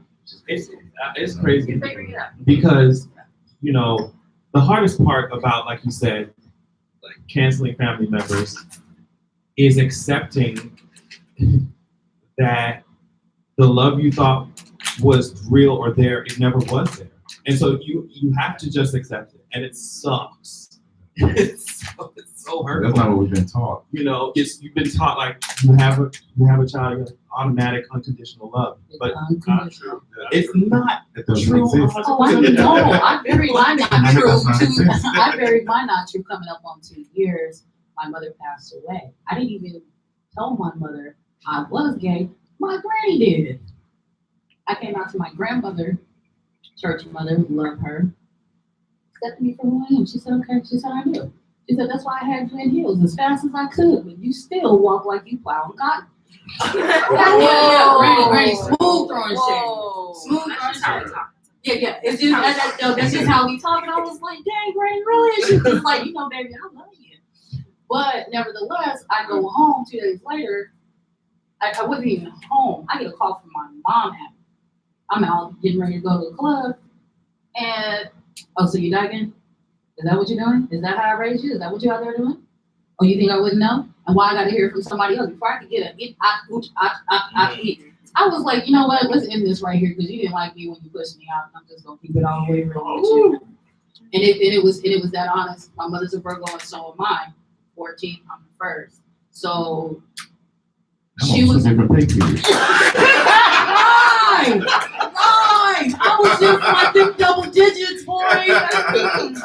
Them double digits and 14. So I was just like, okay. I said, let's just keep it out in the open because I grew up in a religious household, but I also grew up in a religious household that was verbally and physically abusive.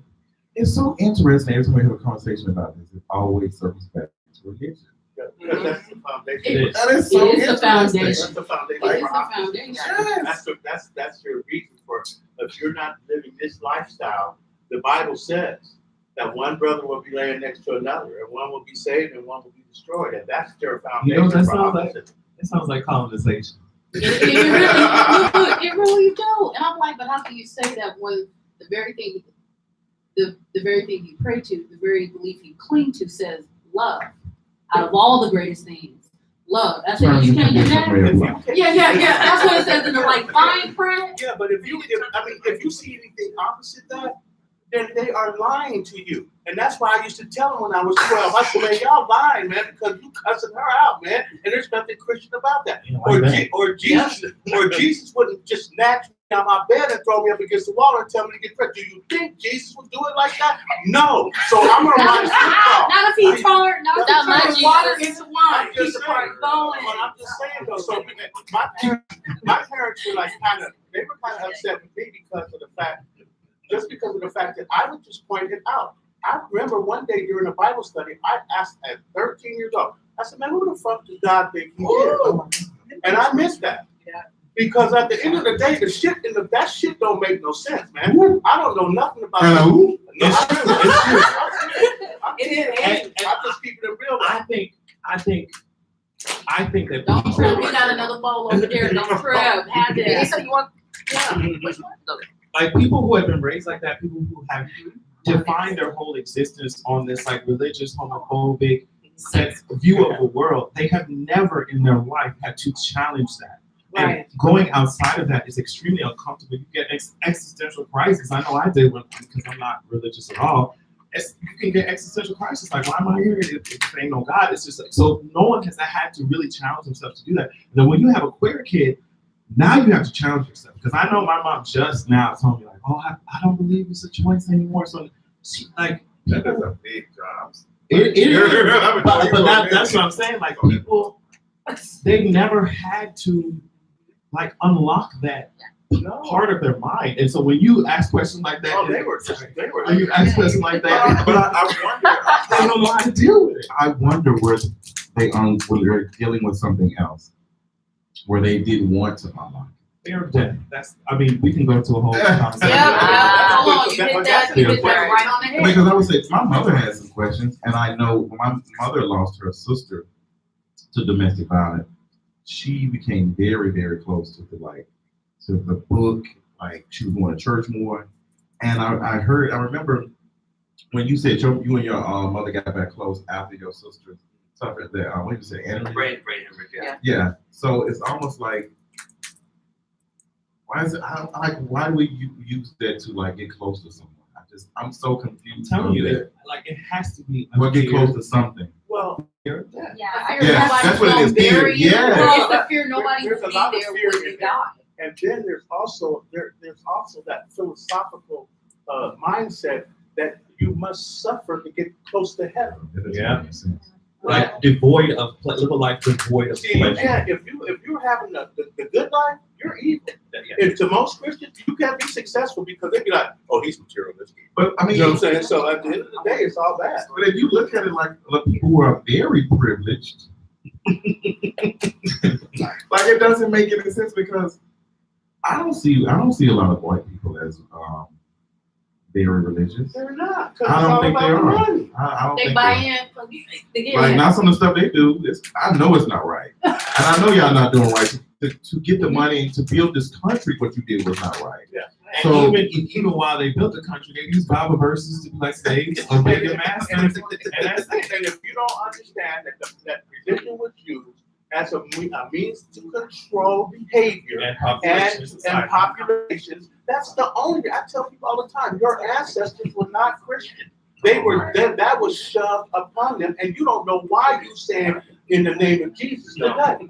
You don't. Well, when I was a kid, it was so I could stop getting hit. Like, like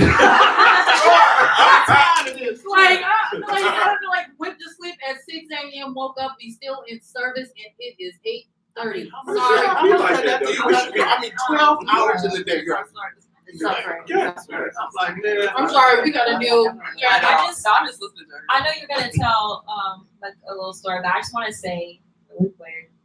I am a Christian. Nobody's coming for you. Okay, so I am a Christian. It doesn't offend me to hear other people's opinions or facts because I'm a Christian, and even though usually the two go hand in hand, I do not consider myself ignorant. I understand that people use religion because it helps. It's comforting. It helps explain things that we cannot understand. Because I don't care how smart you are. There's just things that we just will never know. Maybe when we die, but in this lifetime we just will not know. And so it's just it's like a comfort measure, and I do understand that. And my grandmother's, after she passed, I was like in her letter to us that she just wanted us to stay in the religion. And so I'm going to honor that, and I raised my daughter to be Christian as well. But I'm really hoping that in the future generations, I was just talking to Kelly about this earlier.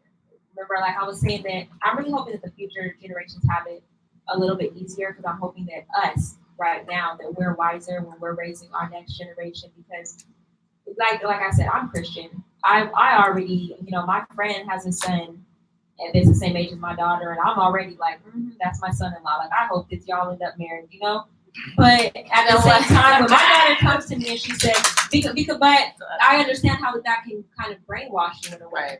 Because I was raised a very specific way where if you're not light enough, if you're not thin enough, if you're not smart enough, if you're not pretty enough, you're just not good enough. And so you're not going to get that unconditional love from your parents because I can see how different children and different families have different amounts of love from their parents because, they didn't, they weren't quick enough. They weren't, so whatever, But I'm really hoping that the future generations do have it easier because it really does break my heart to hear what you guys have to go through. Because even though I'm not queer, I can still understand in a certain way, like how it feels to grow up and then you realize that you didn't meet your parents' expectations out of no fault of your own. Because in my family it's the light thing. Like I'm not light enough.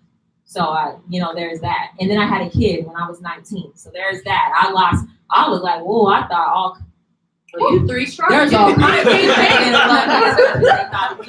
Right. So I do understand that and it hurts my heart because even though I can't really technically relate to the queer part, I can relate to the losing family, having a canceled family, But with my daughter, when she comes home and she goes, oh mom, I have a crush. She's so mad that I just said that. She goes, oh mom, I have a crush. I say, okay, well, is it on a girl or a boy? Because I don't want to instill in it. Because just by saying what's his name, that's it. What if it was a girl? Now she's sitting there like, am I supposed to? You're gonna make up something. Yeah, So I'm like, if I'm saying, oh, we're gonna go get our nails done, does your cousin want to come? And she goes, oh, he doesn't want to come. He's a boy. Well, did you ask him? Because you don't know. They like to get pedicures and manicures. Exactly. But realistically, just so that she doesn't think that straight, I gotta be straight so that my mom loves me or anything like that. And from what she tells me about other little kids, it does seem like they are having it a little bit easier. It sucks that it takes so much time, but I just want to clear that. I don't want everybody to think that everybody is Christian. It's gonna be that way nobody's coming for you. No one's coming. And not saying that it's I know I don't feel offended or comforted. I'm just saying for anybody who's listening, I just wanted to put another perspective there. Some of us really do realize that there's a problem, and it's my that's my culture. That's how my family was, and so I'm not gonna just walk away from our religion, but at the same time, I understand that humans are more important than anything else. My religion, my beliefs. I'm not gonna say, oh well, if you as a real person don't match up to my imaginary, book beliefs, then you come first. I can definitely respect that. I can't do because you're raising your baby in love, and that's how love She is cool, supposed she to be. That's all wrong, dog. Don't do it like that. But you've been trying to share it for a minute. Introduce yourself. Everybody's stories. I didn't want to like go off subject before I got to just throw that in there for anybody. Oh, of course. Like when talking about the whole religion thing as a whole, I grew up in a household, Caribbean parents, they're both from Belize. And my mother, she is from the background of being a Mormon. My whole mother's side is Mormon. My father's side is Catholic, so we basically grew up in a split household. They raised us to be either you have to be Mormon or Catholic. Choose either or. When my mother told my father that, okay, I'm going to raise them as Mormon, he got upset. Yeah. I didn't tell my father that I'm pansexual because I already know what type of person that he is.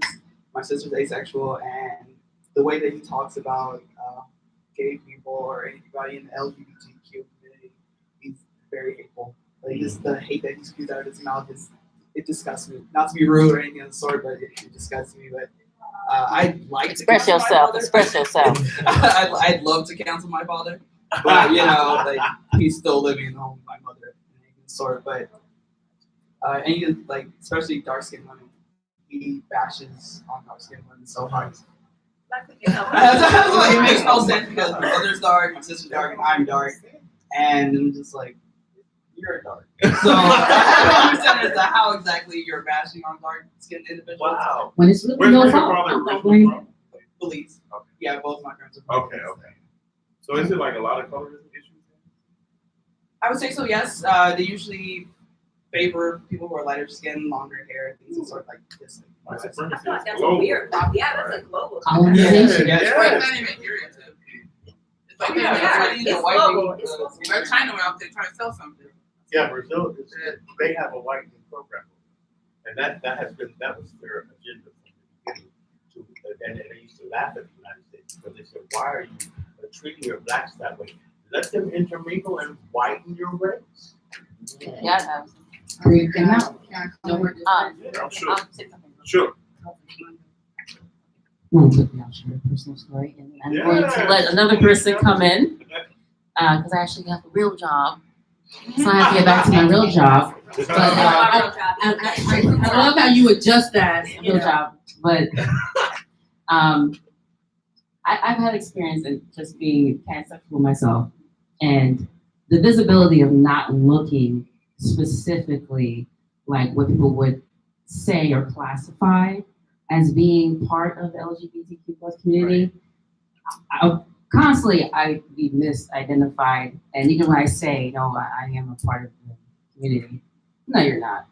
I was thinking of that when you said it. I was like, yeah. I heard a discussion about sexuality. I've even had conversations because currently I'm with a man, and he's told me, he said, well, aren't you, when you're with me, aren't you not pan? And I said, no, that's not how this works. He says that? Yes, he asked me that. And he's like, well, you're with me, so does that mean that you're not? No, that's not how this works. There's a gap in the You're like during who his you are. time. To be fair, but I'm still. not acting that. Yeah, so I wasn't acting when I was dating women and people who trans people. That wasn't an act. So I've even had experiences with that and being misidentified. And again, it has to do with people's views, what they think is acceptable within those particular communities. And I find it slightly amusing just because, I'm in the community and I'm like, yeah, okay, y'all, we're people.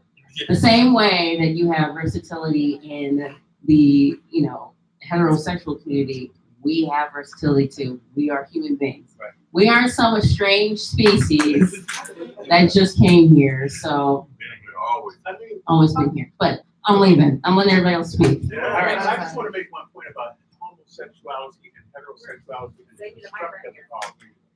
Because those categories weren't constructed until the beginning, the later 19th century. You better stop being shy.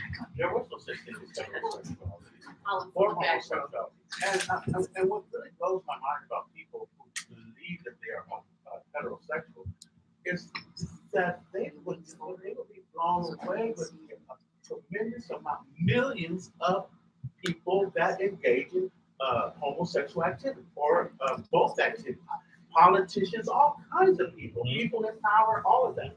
And so at the end of the day, what it comes down to is that through genetics, we are going to be attracted naturally to who we're going to be attracted to.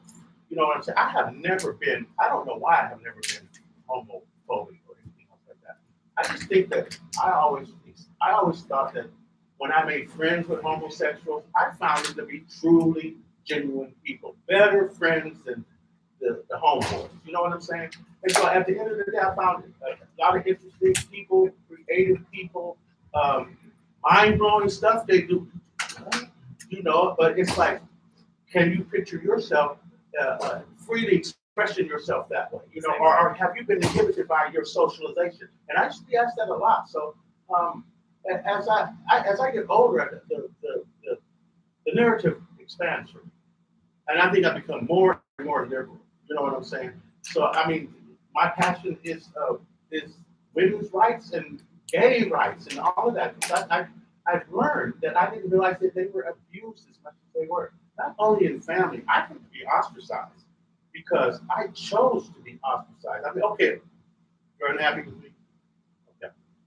And I just moved, but I didn't have that. You know what I'm saying? And I can imagine if I had that with the dude I had for a father. If that turned out to be true, I don't know what he would. I thought he was going to kill me anyway. So I don't know what he would have done because he made life difficult anyway. Military, retired colonel, all of that. Okay. Yeah. All the red, white, and the blue. Okay. That's you better say. Oh, yeah, absolutely. Yeah. I was gonna speak a little about it, about like counseling out your family and religion a little bit.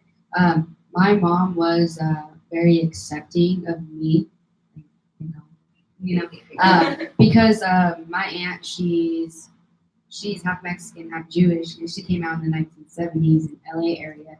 So she went through a lot of trauma and stuff, and I'm like, funny story, she called out to be gay when I was less than 6 months old to my mom, so it was kind of funny. But I was like, oh, you gay are strong. It's kind of crazy because like I'm thankful like my aunt helped change my grandmother's point of view on my mom's side, but my dad's never really been in my life. But a big reason why it took me so long to even come out of the closet because I went to all white school. I felt like I had to dress the way they had to dress. I felt like I had to live up to their expectations because I grew up on the white side of town and my mom just wanted me to have a better education. But when it came to my grandmother on my dad's side, when I came out and my grandfather was like my father figure, her husband, when he passed away and I was at a young age, but when I came out right before I turned 18, like the day after I graduated high school, I posted on social media, that was it. Her comment was, if your grandfather was alive, he would disown you. And I just looked at her and I was like, but aren't you Christian? Yeah, but in the Bible, but are you judging me? Yeah, but I was like, I don't want to hear it. And we didn't talk for a year, and it's kind of cool, like how you said you're raising your daughter to be like inclusion and how there's more inclusion in the classrooms, things like that for the education. But I definitely understand where it's like with religion because my mom's side's Catholic, but my dad's side's Christian. So I got a view of both, and I saw more of because even being Hispanic is really big on religion too. There's a lot more Catholic, old traditional Mexicans, but I felt like I was more accepted by the Catholics than the Christians. I don't know why, if there's a reason why, but like still to this day, even with our topic today, podcast, like even me personally, I don't mind talking about it, being a sexual assault survivor, my grandma even looked at me and said like, well, you just have a homophobic sin, or, oh, maybe you're just homophobic because you're assaulted. And I just looked at her, I was like, no, that's not why people turn gay. They are who they are. And it kind of breaks my heart that people think that like, oh, because you're sexually assaulted, that's why you're gay. Like that's not the reason why. And it's pretty sad, like Christians and Catholics and even other religions even think that too. That's true. And I think that is especially true in the Black community. But like, never mind the fact that there are millions of LGBT people who are LGBT and have never been sexually assaulted.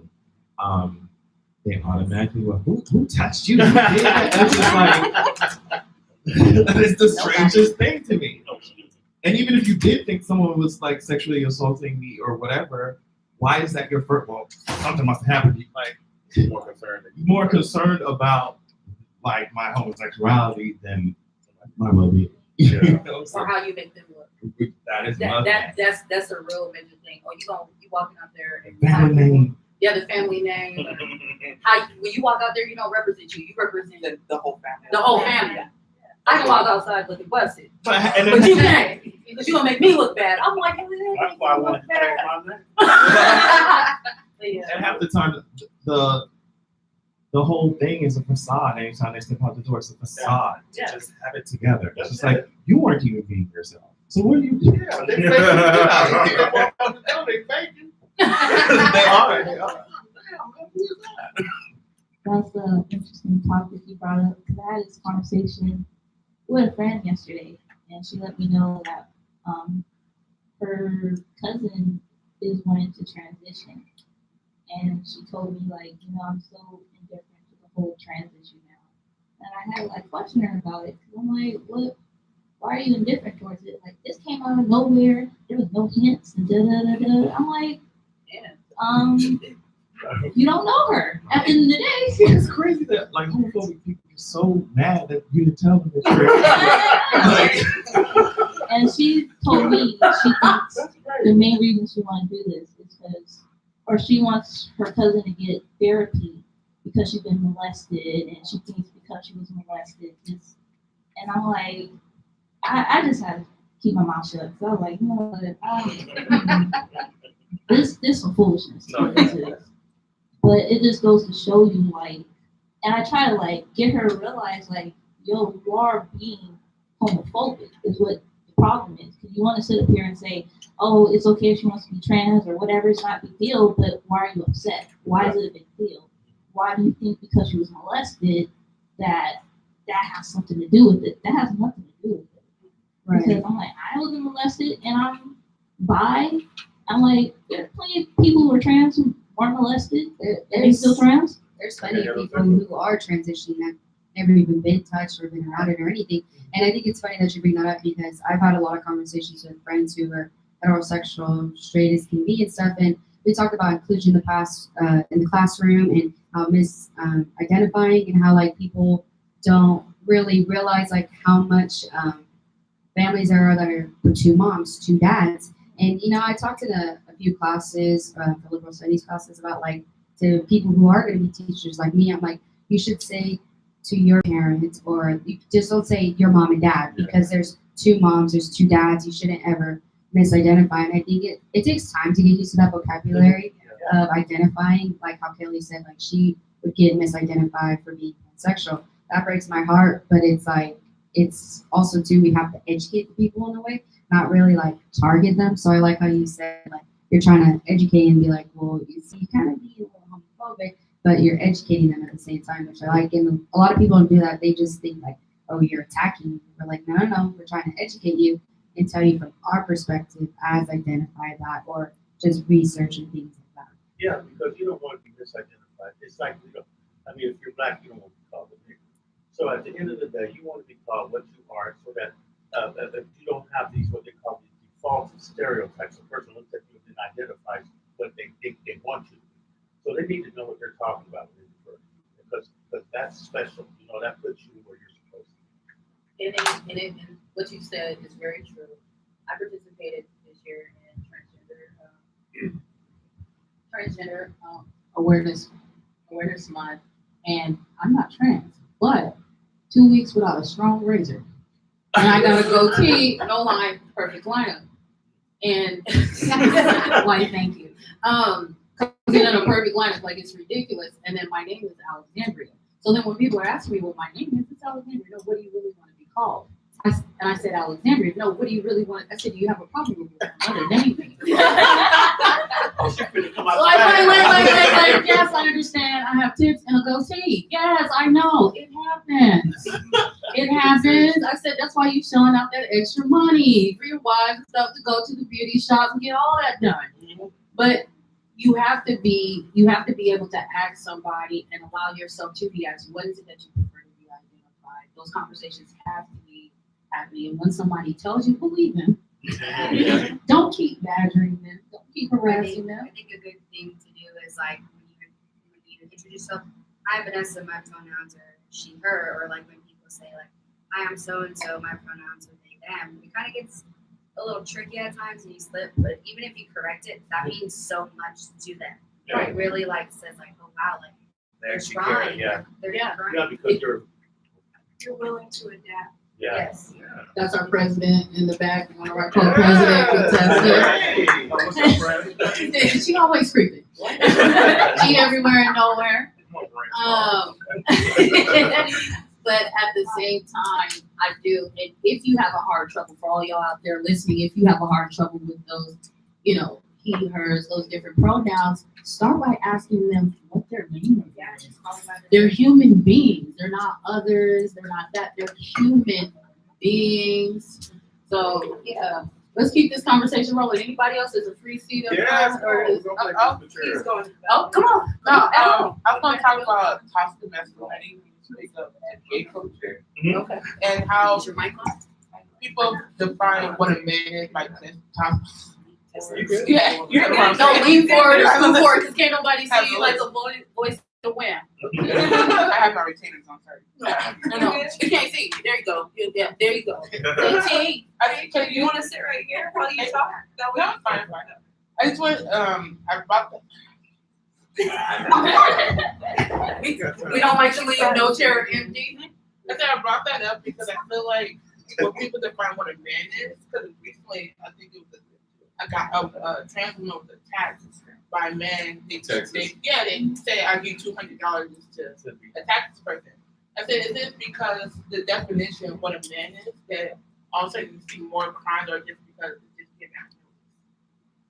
I think it's can you Yeah, say it again. Oh, like, okay, because recently in the news, it's being brought up that trans women, especially of color, are being attacked. On why the death toll skyrocketing. It is. And like, it's just not being told, but I know I've been knew about it, but it's just being like reported in the media. Yeah, so I'm saying the definition of what people feel like for men is the reason why the attacks are going 10 times higher. No, I think that they've always been high. I think that it's just now being researched, Yeah. I think it's just now being researched, and people are just not gaining enough voice and enough power behind that voice to make people interested in researching that. But I do think that fundamentally, when you mess with things like gender and sexuality, and people can't pinpoint it, they automatically demonize it. And so I don't think it's well, I haven't looked at the numbers, but I don't think it's skyrocketed. I think it's always been super high. And I think that people have just now been starting to like, hey, like y'all was saying Black Lives Matter, Black Trans Lives Matter too, So yeah. I think, like you said, I think it's always been high. Now that I think about like high school and some of the things that were said, there was a lot of trans assault at my high school, and there was a lot of fat phobia, and all the types. So we were like being disrespectful to people with disabilities and stuff. So I think it's always been there, but we're having a conversation. We also have social media, so anyone that The light of it is finally coming out. Yes, It's we're the all fact that ignorance is actually being brought into the light, and that people have to answer for their trespasses, for their ostracizing, for their injustices against Black people, trans people, by anyone that's part of the LGBTQ+ community. And it's not like we haven't been around it. The 80s, the 90s, Studio 54, like it's always RuPaul, come on now. Like, why is it now that it's such a bad thing, that it's a demonizing thing? Like, in that case, anybody who has tattoos is a demon. Anyone who has piercings is a demon. Come on. Anyone who doesn't believe in Christianity is a demon. Yeah. But that's not the case, because some of the people that I know who are the best people in the world are trans. My friend is dating a trans man, and he is one of the best people I know. He's an EMT. He saves lives. Some of the worst people I know are Christians. So All I heard was demons, tattoos, and non-religious books. I said, you all sleeved up. like, From the top to the bottom. where do we draw that line? Where do we draw that line of it's okay to make this person an outcast and demonize this person? Like, there shouldn't, unless that person has done something truly wrong, there's no, there's no reason for us to do anything to them. Let them live their lives. If you want to go to Pride and you want to wear tassels, hey, do you. I'm going to be right there with you. So where do y'all think a lot of this comes from? Like, why is it that someone can be living their best queer life and people are like shook by that if they're not? Ignorance. That is really, Ignorance. that is some really. Bliss.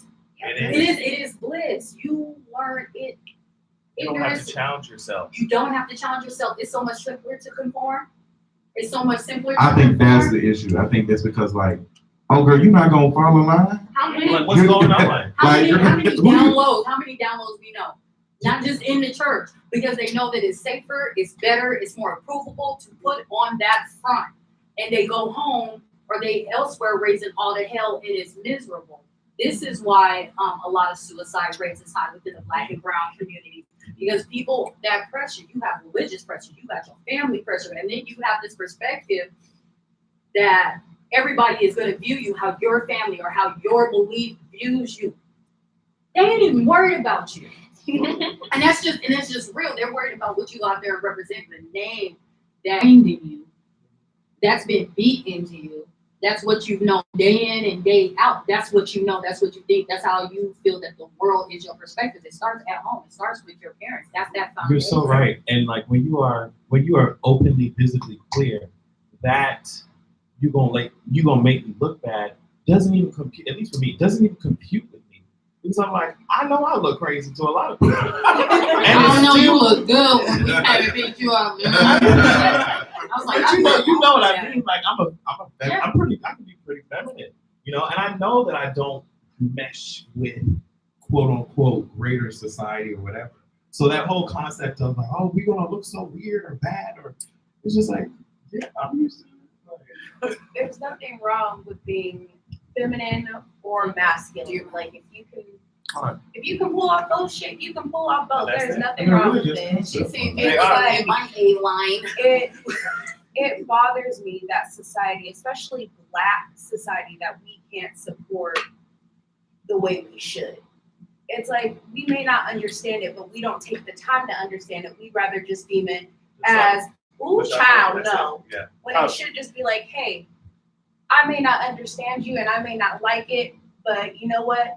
You a chill ass person. You the shit. Like, let me figure out for myself whether I can chill with you or not, instead of going with all of the social norms. Because what is normal? But why is it so important for someone to tell, I don't know how to feel about that, or I don't like that? Even that in itself. That's not important. Like when my mother she said something about, well, I don't agree. I said, girl, I didn't actually co-sign. That's right. I don't need you to agree for me to live my life. Like this is, I don't understand. Like you don't have any agency over my life. Like this is, I'm going to live my life, and how you, that has nothing to do with me. I need people to understand that. Yeah. I think once we get to the place of people understanding that, people won't have no issues. I don't even have no issues with Christians. But if you understand where the issue, the concept comes from, the concept is so deeply embedded in our race, in our culture, and the foundation of it is the discrimination against our color. That and everything else that is not acceptable to society has been deemed to be put right in that category. So if you're disabled, you're still discriminated the same way. If you're not heterosexual, you're put in that category. Everything bad in the society is put in the Negro category, so that now we know constructively how to treat all of those people. It is not just LGBTQs. It is people that are disabled. It is women. Women were property until 1900. It is everybody that is not white heterosexual male. And what is the sad thing about it is that the leaders of our communities, the black preacher, understand me, has taken on a voice that says that we're supposed to overcome. At the same time, he initiated that thing that we must not rock the boat. We are part of their palm. We're part of it. So that we're part of this palm with all these extensions. And they're telling us straight, but we're on the hand. We're still getting fed. But at the end of the day, what it is those people up until, I would say, the 1950s, until the Angela Davises came out and started doing Black Power, was the first, that was the first thing that happened. That's okay, we're going to stand just for the color. Now we got to include LGBTQs and the disabled, and because people don't know that they are still discriminated as bad as just us being black. It's all the construct of being black. It's an extension of slavery. It is so embedded in our culture. That's why we say, well, I don't know why you like that. Because they don't know why they like that. They don't even know why they say why they like that. You know what I'm saying? They have no business being in charge of other people's lives when they don't understand what their life is about. I also think that some people in marginalized communities, in minority communities, are very aware of the power that they hold. I mean, we're all black, but some people are heterosexual, and that holds more power. And so when you have other people in the black community, like Black LGBT, asking for representation and for visibility, it's almost like, well, I'm gonna lose my power as somebody who's straight male.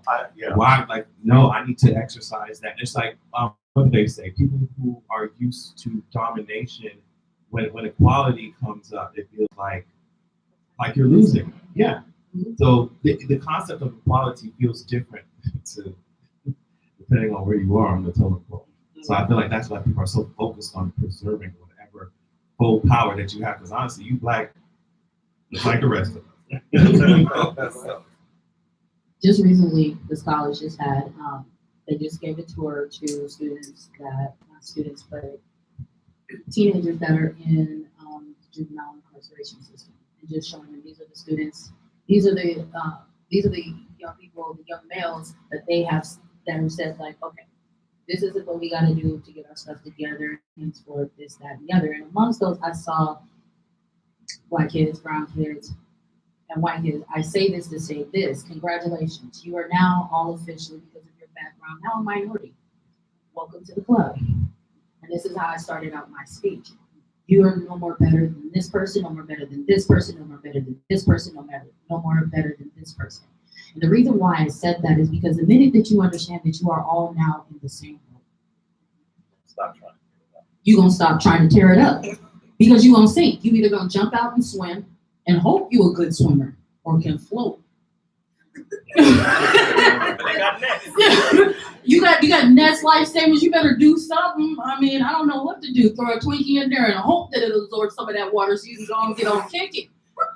But that is another thing that we no, for real. But that is another thing that we all have to look at as minorities of groups that are represented so meagerly. We're all in the same boat. It's not my struggle trumps your struggle, this struggle trumps your struggle. Oh no, this whole situation is fucked up. We gonna go down like the Titanic if we don't do something about it.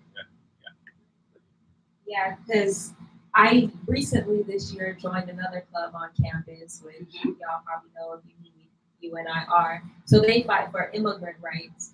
And the reason I joined was because they came up and were talking, we were having our boots up, and they came over to BSU table. And they were explaining, hey, this club is not, just for Mexicans. Because when we go over to the facilities, the ICE facilities holding these immigrants, there's Black immigrants in there too. And, so we're talking, and it's so important, because if one group is being held down, if you say, okay, well, I'm not them, like if I'm Black, but I'm not queer, and you are, and something is happening to you, and I say, well, it's not happening to me, I'm straight. Well, then what happens when they apply, whenever they apply to you, to all Black people? Now I'm in that same boat. And because I didn't protect your rights, now, exactly. And so that's why, like you were saying, it's important. We all have to stick together, because are all in the same boat. And people that want to tear you apart, they'll try that divide and conquer, and we're dumb enough to fall for it sometimes. Like, oh, okay, well, that doesn't apply to me because I'm not Mexican, or I'm not Black, or I'm not queer, or I'm not female. Okay, well, it don't apply to you yet, because you see, they knew that they couldn't take down all the queer, Black, female. You know, they couldn't take us all down at the same time. They're like, well, let's just put them all into little sections and just take them out one at a time.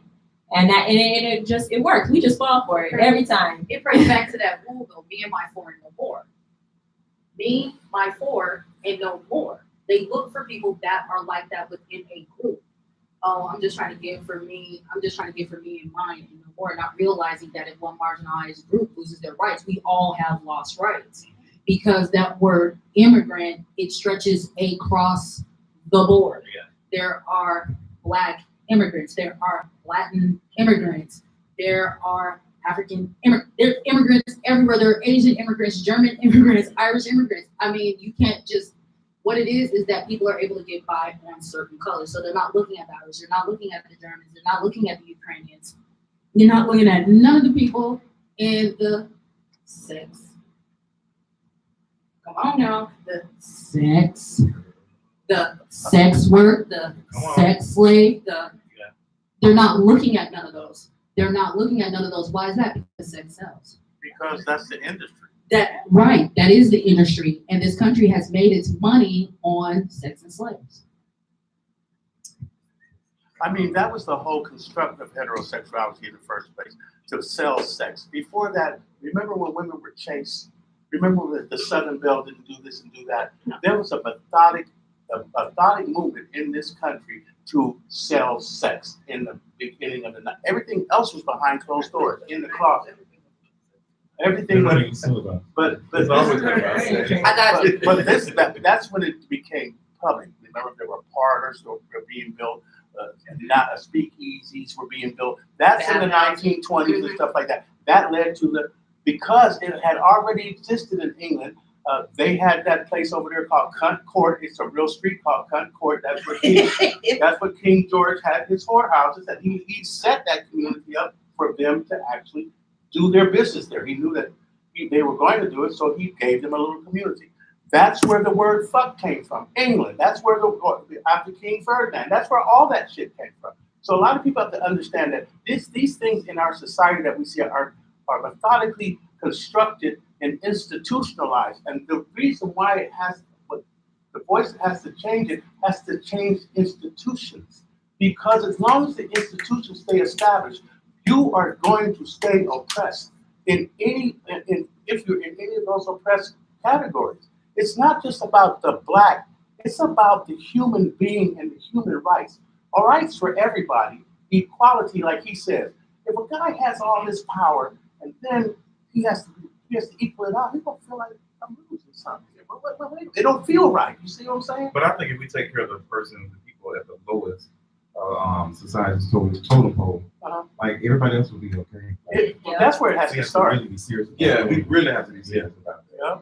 I don't understand how that's an issue, and I'm still trying to understand what somebody's sexuality or I just don't really care. A lot of people let others influence them, and they don't understand that they're allowed to have their own opinion, and whatever they do doesn't directly affect you being homosexual or whatever, does not affect me.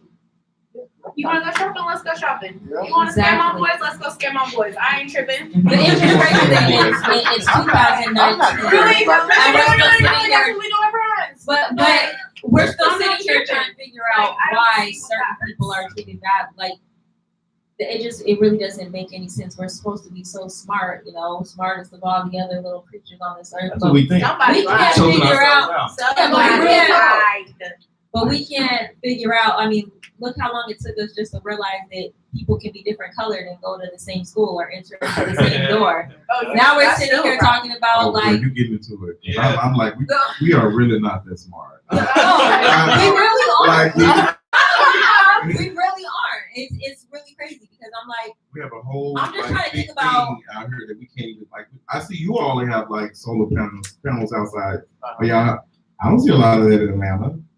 Yeah, I got Like- my house. like, Because you know how black folks is in the Like, South about electricity. You know we don't play during the storm. I We just don't think play during the because storm. we Blame God. we believe that we're not riding in caves or like we are really advanced. Like we are really not those girls. Like We're literally driving That's around. sad though. I mean, I don't understand how I personally, I have never been interested in someone's sexuality unless I'm attracted to them, and then I'm interested in that person. But for me to know you guys, I'm going to tell you this straight up. I'm so out of it like that. If I meet you, I meet you. I'm a black person. Hi, how you doing? I don't eat. That doesn't cross my mind. what do you mean? Does it like your sexuality? Doesn't There's the sexuality of other people. I don't care. That's their thing. And if they tell me they are, well, you know what I'm saying? That's what you do. You know what I'm saying? I have never done that with people. I just don't understand why that's so important. I don't understand why it's so important that my skin matters. So, I mean, I'm like that. I'm like, oh, you got a problem with this right here? It got a little dark in here? I mean, I'll be tripping. Because I'll tell them, you know, I've done that in classes. I walked in classes and the only black in the class, and I walked in and the narrative stopped. Yeah. I said, man, is it a rain cloud or what? I just started clowning. I just, you know. Because if you think about like everything that you've done today, like just since the moment you woke up to the moment you came here, what would my sexuality? How would it have affected your day? If I told you just now, like, oh, I'm gay, like, would it have been like, oh, damn, I never made it from LA now? How am I gonna make it home? Like that's crazy. That is. But that's how we treat each other. Like, they're gay, so I don't want to invite them to the movies with us because they're gonna make the movie not come on. I would say this: there are not a lot of Christians like you. Like, I think you're probably like the second one. Another one is Uchechi. Yeah.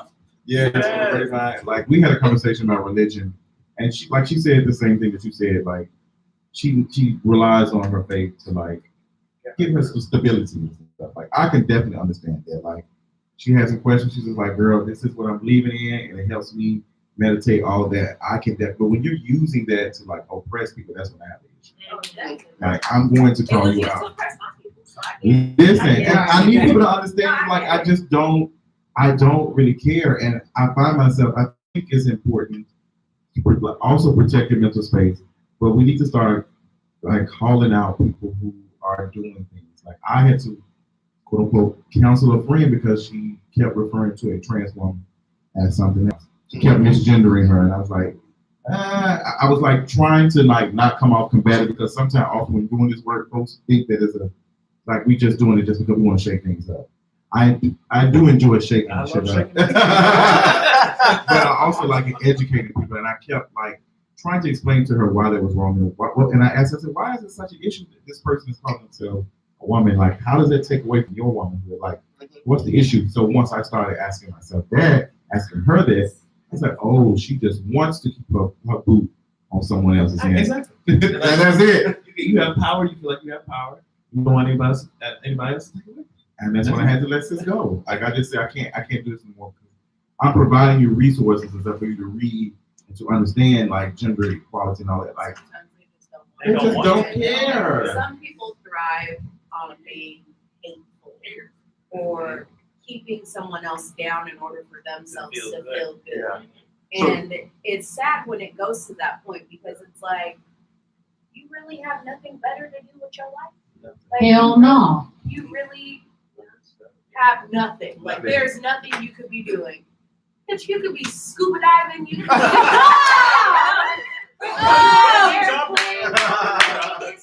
please jump out of a plane. You would think that even if you have just never been through anything, because a lot of times the people that are the most understanding are the people who have been through, you know, like I've been through stuff, which is why even if I don't know your personal struggle, I know what struggle feels like. Yes. So I got that empathy. That's right. But at the very least, if you can't, you know, put yourself in their shoes, can you just understand that it makes them sad? Can you just take it back to kindergarten and understand that that makes them sad, so don't do it? Why is that so hard? It hurts Sarah's feelings when you call her a man. So can you not do it just to not hurt her feelings? It's as simple as that. I truly don't understand. I want to piggyback on that because I hated in school when they started these little whatever you want to be called. If you don't want to be called by this name, tell me the name that you want to be called. And then all of a sudden, Jonathan, who likes to be called Janice, You know, right? That's an issue. Stop telling them at a young age it's okay, and again going back and letting them know, oh no, you can't. You know, like a parent said, you can share anything. right? You can say, hell no. I thought three. I thought hell no. About you saying that though, is some teachers actually will be okay with it, and then once the kid goes home and tells their parent, "Oh hey, I want to go by Janice or I want to go by Jennifer," and then they're like, "Oh, Mrs. So and so says it's okay." Mm-hmm. Parents attack. Oh, yeah, What are you teaching my kid? That's not What the okay. hell tells you Blah, change blah, my blah, child's blah. name? But You it's sign that like, birth if certificate. that's how your kid feels, that's how your kid feels. If your kid wants to play with G.I. Joes and she's a girl, let her play with him. If he wants to play with Barbies and have babies and play house and he a boy, let him do it. Children will be children, especially black children. We have to stop telling little black boys that it is emasculating to play with dolls, to want to play house, to want to learn how to and so, and like, or having emotion. There's nothing wrong with that. And what pisses me off the most about that is, oh, get a grip, nigga. You a man. You supposed to be a G. I kicked I kicked somebody out my house and sent my dog after him to make show. Real talk. My nephew, you know, he grew up in a house full of women. Like me and my god sister, we raised our nephews because they my babies. So we raised our nephews and we were just like, you know, what you do is what you do. We're not gonna judge you no matter what you are. If that's what you want to do, you want to do that. So Brandon come out in a wig, and he come out in a wig and the dress. He's like, I just want to wear this today. Okay, did you clean your room? Did you? I mean, I'm gonna get to the chores. Right. I don't care if you're doing it with a wig on. Here, it's crooked. Let me fix that. Handle it. It is very important because I don't ever want to suppress him from doing something. And first of all, you're a stranger coming in my house. You're a guest coming in my house. And as far as I know, them two is the only thing that's running anything in this house. This is their house. And I had to tell them, this is your house. I said, no matter what you decide to be in life, you are a human being. You will have them treat you as such. If you want to go by as Brandon, if you want to go by Brenda, I don't care. I want you to be able to stand on whatever it is that you believe. I love Brandon. You know, those are my babies. Grown men now, you know, the baby Brandon, he has 2 babies of his own, and he's going to be the same way. I love it how you show it all. There's another 10. She's talking about me eating the licorice. There's another bunny right there. Can you pick it out? So when you were talking about like raising, like it was all like, I guess. In a house. It was myself, my god sister, their mother. And what had happened was their mother has a rare degenerative disease. It's a reverse aging disease. So she looks a lot older than what she really is. Yeah. The movie took me back. I hate you, Quinn. Yes, exactly like that. I know, both of y'all don't get it. You know me. And it's like that, and she was able to have 2 children and was still alive. But when Brandon was 8 years old, he comes home from school. At this time, they were living in Long Beach, California, and he found his mother who had a heart attack, and he had to give her CPR, and he had to get on the phone call and just give her things like that. Anthony and Brandon both come from 2 parents that are high functioning disabled. Their parents met in college, and even though their parents divorced, the mother knew how far she could take her children. And then when that reconnection made with the father's side of the family, she was like, I don't want him to do it. You know, I don't want them to get that over masculinity or that over this or over that. I need help. Will you help me? And help them we should. My sister was like, I'm gonna go do this by myself. I was like, I'll help you, I'll help you. And so it was just us 3. And if we have partners, we can have like men or women running in and out the house. That's not my skill. If you made it past the front door, you were somebody. They was like, oh, who is this? And oftentimes when I didn't come, I didn't have a significant other, or I just had somebody I was talking to or whatever, they would be like, oh, you gonna download, ain't you? They worried about you. Like just because that was the type, we wanted them to feel free to speak their mind, but speak it within context. Tell me what it is. You I can't, no, first of all, I'm only 20 something. I don't got no kids. And I mean 20 something, at the time we were 22. 22. Gotta say it one more time. Deuce, that's it. Raising kids. I don't have children of my own by choice. Not that I didn't want them, I just wanted something else, something more. So when we took family vacations, they didn't say, oh yeah, you know, we just went Wet and Wild, because at the time they moved from Long Beach State with us to Las Vegas.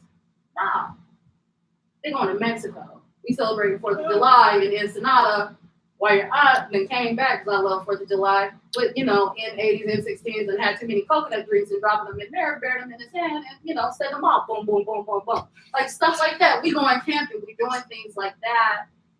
And we're just showing them different parts of the United States, different parts. You know, you don't have to stay here. You can go out. You can be anything you want to be. You can read about these places. You can go and see these places.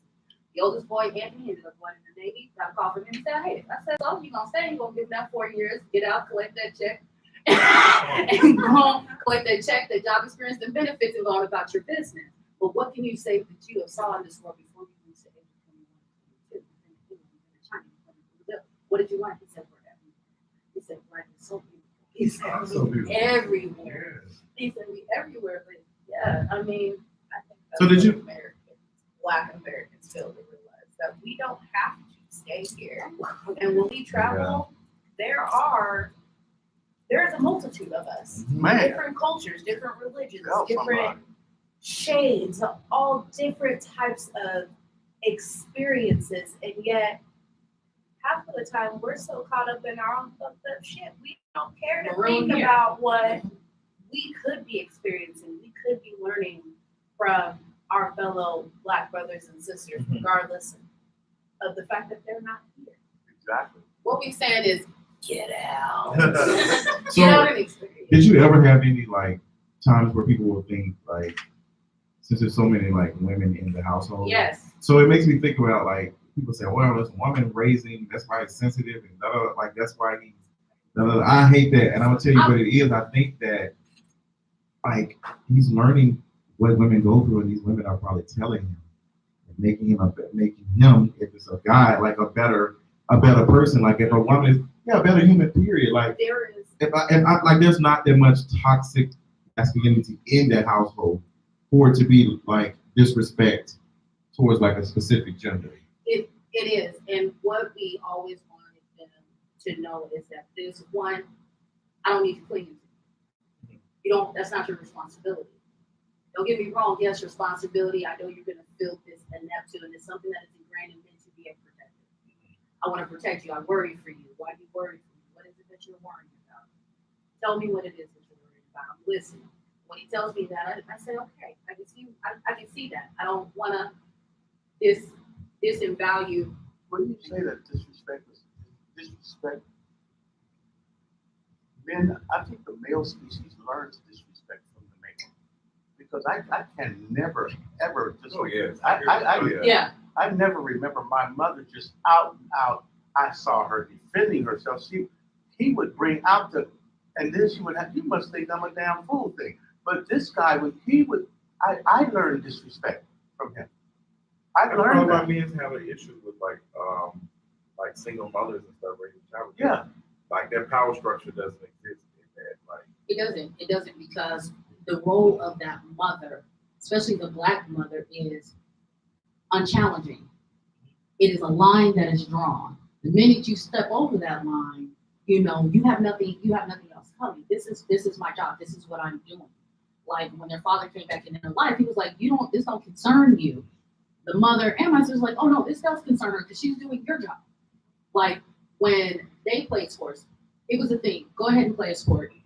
Why do you want us to play a sport? Because you don't get out the house. I need you to get out the house. I need you to see things. There's more to it than that. You know what I'm saying? There's more to it than that. I'm gonna be here. I'm gonna be here for you because I want to hear about your day. I want to hear about the things that you've experienced. I think a lot of things also is that for Black males, their opinions aren't valued, especially at a young age, because they see and they absorb so much more.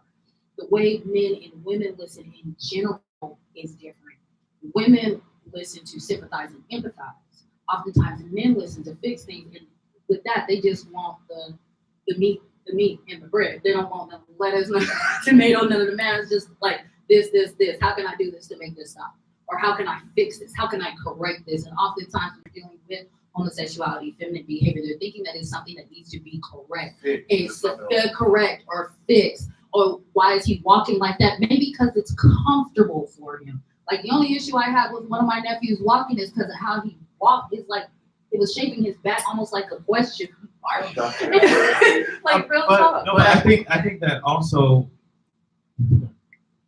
like the misogyny jumps out when like why is femininity bad? Aren't you attracted? Like right. You know what I mean? Right. What about femininity is so reprehensible when you see a man exude those qualities that change over the past decades?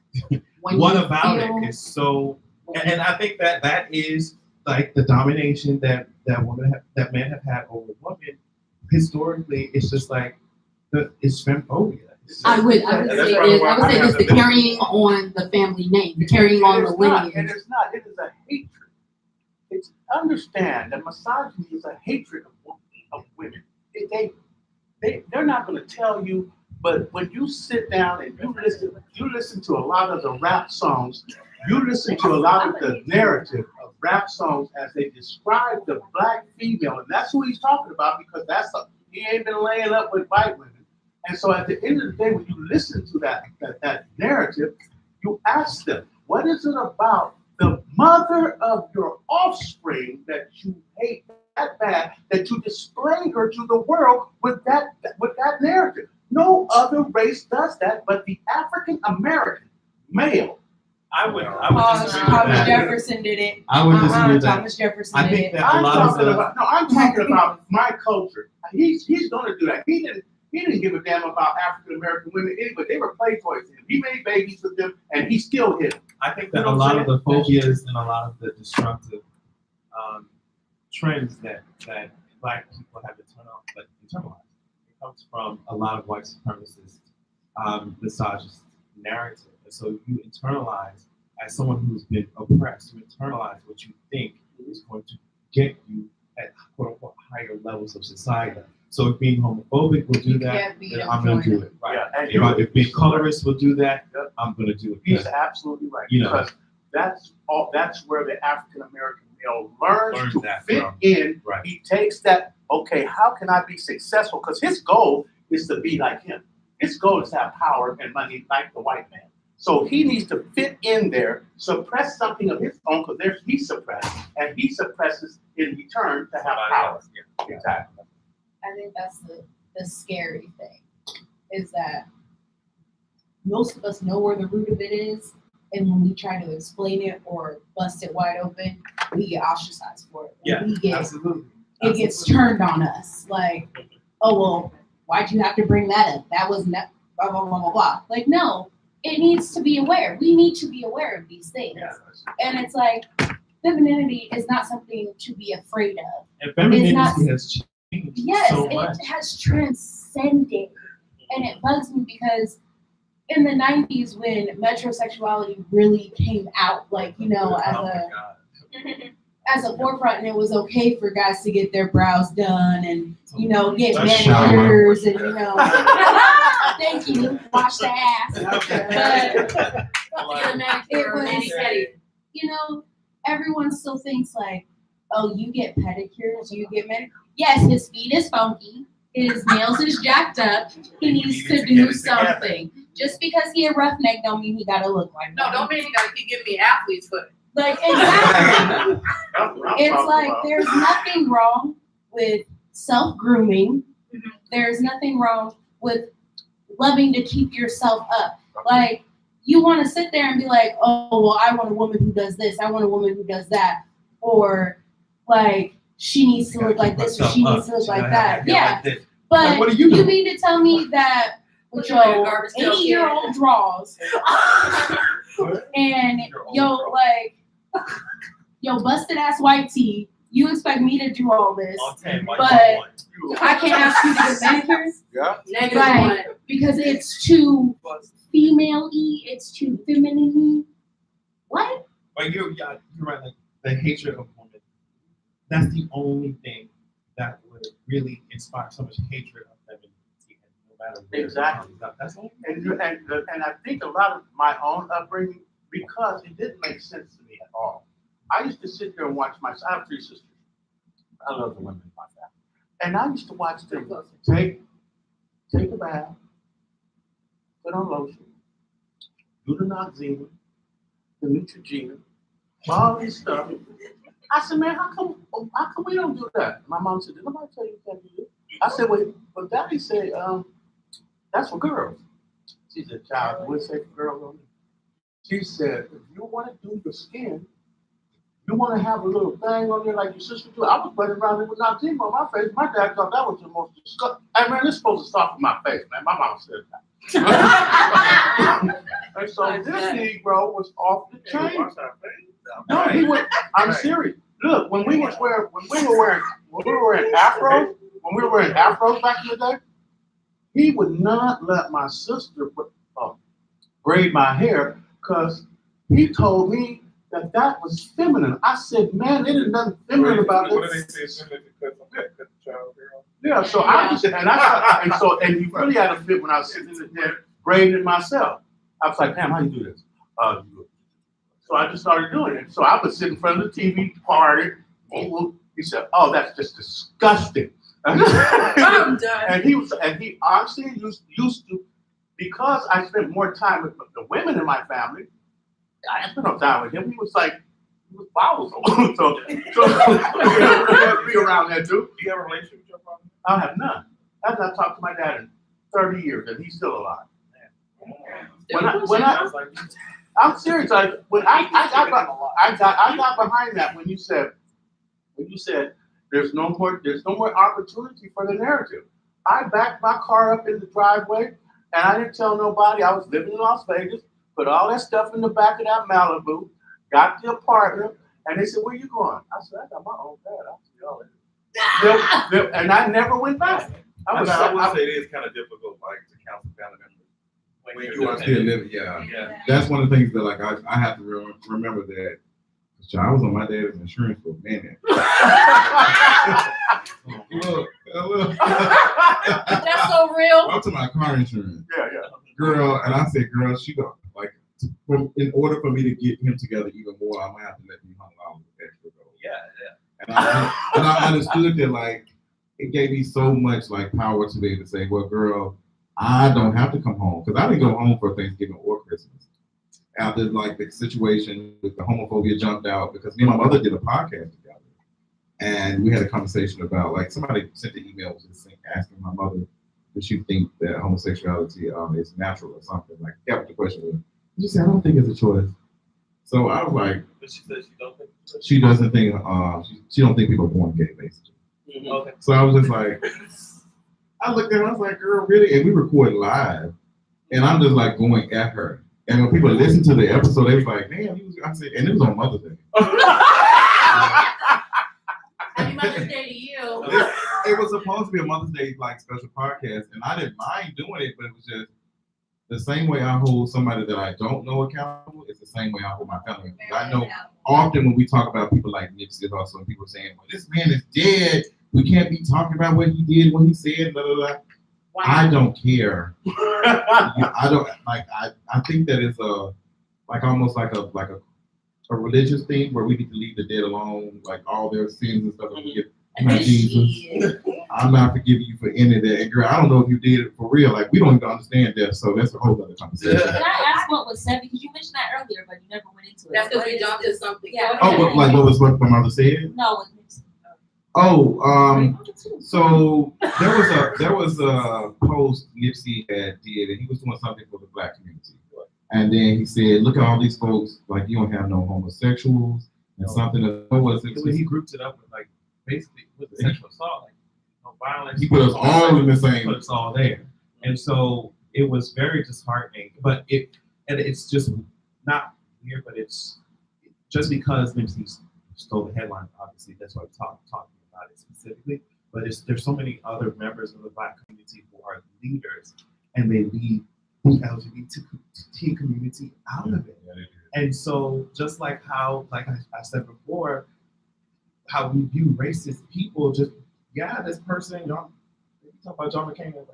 This politician, this white politician might have done X, Y, and Z, got X, Y, and Z passed, but they were so racist. So what does that mean? That's complicated, that's nuanced. Yeah. And so when you have that, you're able to understand that as a black person, as a black LGBT person, those issues get even more complex. Yeah, and even when he tried to explain himself on, it got even worse.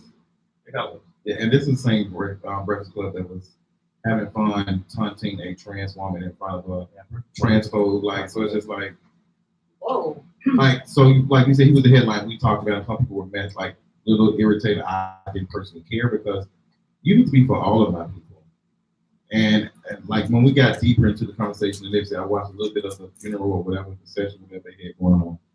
And you heard YG had said, we got to be good. We got to. You said what? He said, what did he say? He said, we racist. I mean, he was going to say, call his own kids bitches. But what was he emphasizing? He said they're pretty because he like said they're pretty light skinned. I mean, girls. all the girls. I was like, so that tells me a lot. Like he had a conversation. Yes, like how you fetishize like your own. Like what is wrong with you? And ain't nobody seeing that. They're like, no, girl, put some wings on him, girl. And put him up in the sky. Like none of that matters. And I'm not saying he was a bad person, but I'm not. Obviously, he did a lot of work. He did, but he didn't do work. But that doesn't negate. Right. It doesn't negate anything. Yeah. Like I could go out and build 1,000 homes for the homeless and then go murder 3 people. That don't change the fact that I did something terrible. Or say that immigrants are not allowed in these homes. Yeah, like that doesn't mean That's true, because fat people are not allowed in these homes. Exactly. And that doesn't even have to be what you saying it. It might be because how you looking at a fat person. Like they might, like people think sometimes. I talk about desirability a lot. Like people think just because I'm not attracted to dark skinned people. That's not my preference. I'm not attracted to fat folks. But sometimes you take that energy when you're working, like you somewhere in charge of providing homes for homeless people, 1,000. You might look at a fat person and say, I don't know about giving them a home. They eat too there. Like people say stuff like, I'm telling you, I know, but people don't realize it. It's the don't same mean way to a person laugh, might look at a but queer like person and say, well, maybe I don't need to help you out because you're not living like your life. Like how I I've heard that narrative. It happens, so we have to be very careful. So if he's willing to throw away these folks, like, I'm gonna throw your ass away too. Exactly. I understand that. But I also get back to YG and like how he addressed his daughters. Why is it that men, like, regardless if their daughters are masculine or feminine, and I know for a fact that you have taught your daughter to be articulate in everything that she feels and everything that, you know, He back his baby. He don't play. and I applaud you for that because most Black fathers, and I'm gonna put my dad in this category. We put all the family on the table. And see, my father's a pastor. I'm a pastor's kid. Right. And that's why you all tat. You should see the name. So, when I was younger, I liked playing with like Bionicles and G.I. Joes and stuff like that. Like, I liked Power Rangers. I'm not gonna lie. Still do. I still do. Like But yeah, Give me some. my hero. For Halloween one year, I remember it. I wanted to be the Green Ranger, and I begged my dad because I saw the costume. How old were you? I was 8. 8 years old. And I begged him, like I was crying. I was like, "Can I please have this costume?" And he was like, "No, you can get the pink one." I was like, "I don't like the pink one." I was like, "I want the green one. He's cool. Let me be the green one." And he was like, "No, you can get the pink one." And he bought the pink costume. So I took it home. I cried. I told my big sister, and she helped me burn it. And That's then what family. That's what real family. she called my aunt because my mom was out of town. She called my aunt. My aunt went with me, and she got me the green one. And then my dad wouldn't let me go out for Halloween. So my He sister, still got the last word. no. He ended up going to work that night, and my aunt ended up babysitting, and she let us have a Halloween party, and I got to be the green one. All right.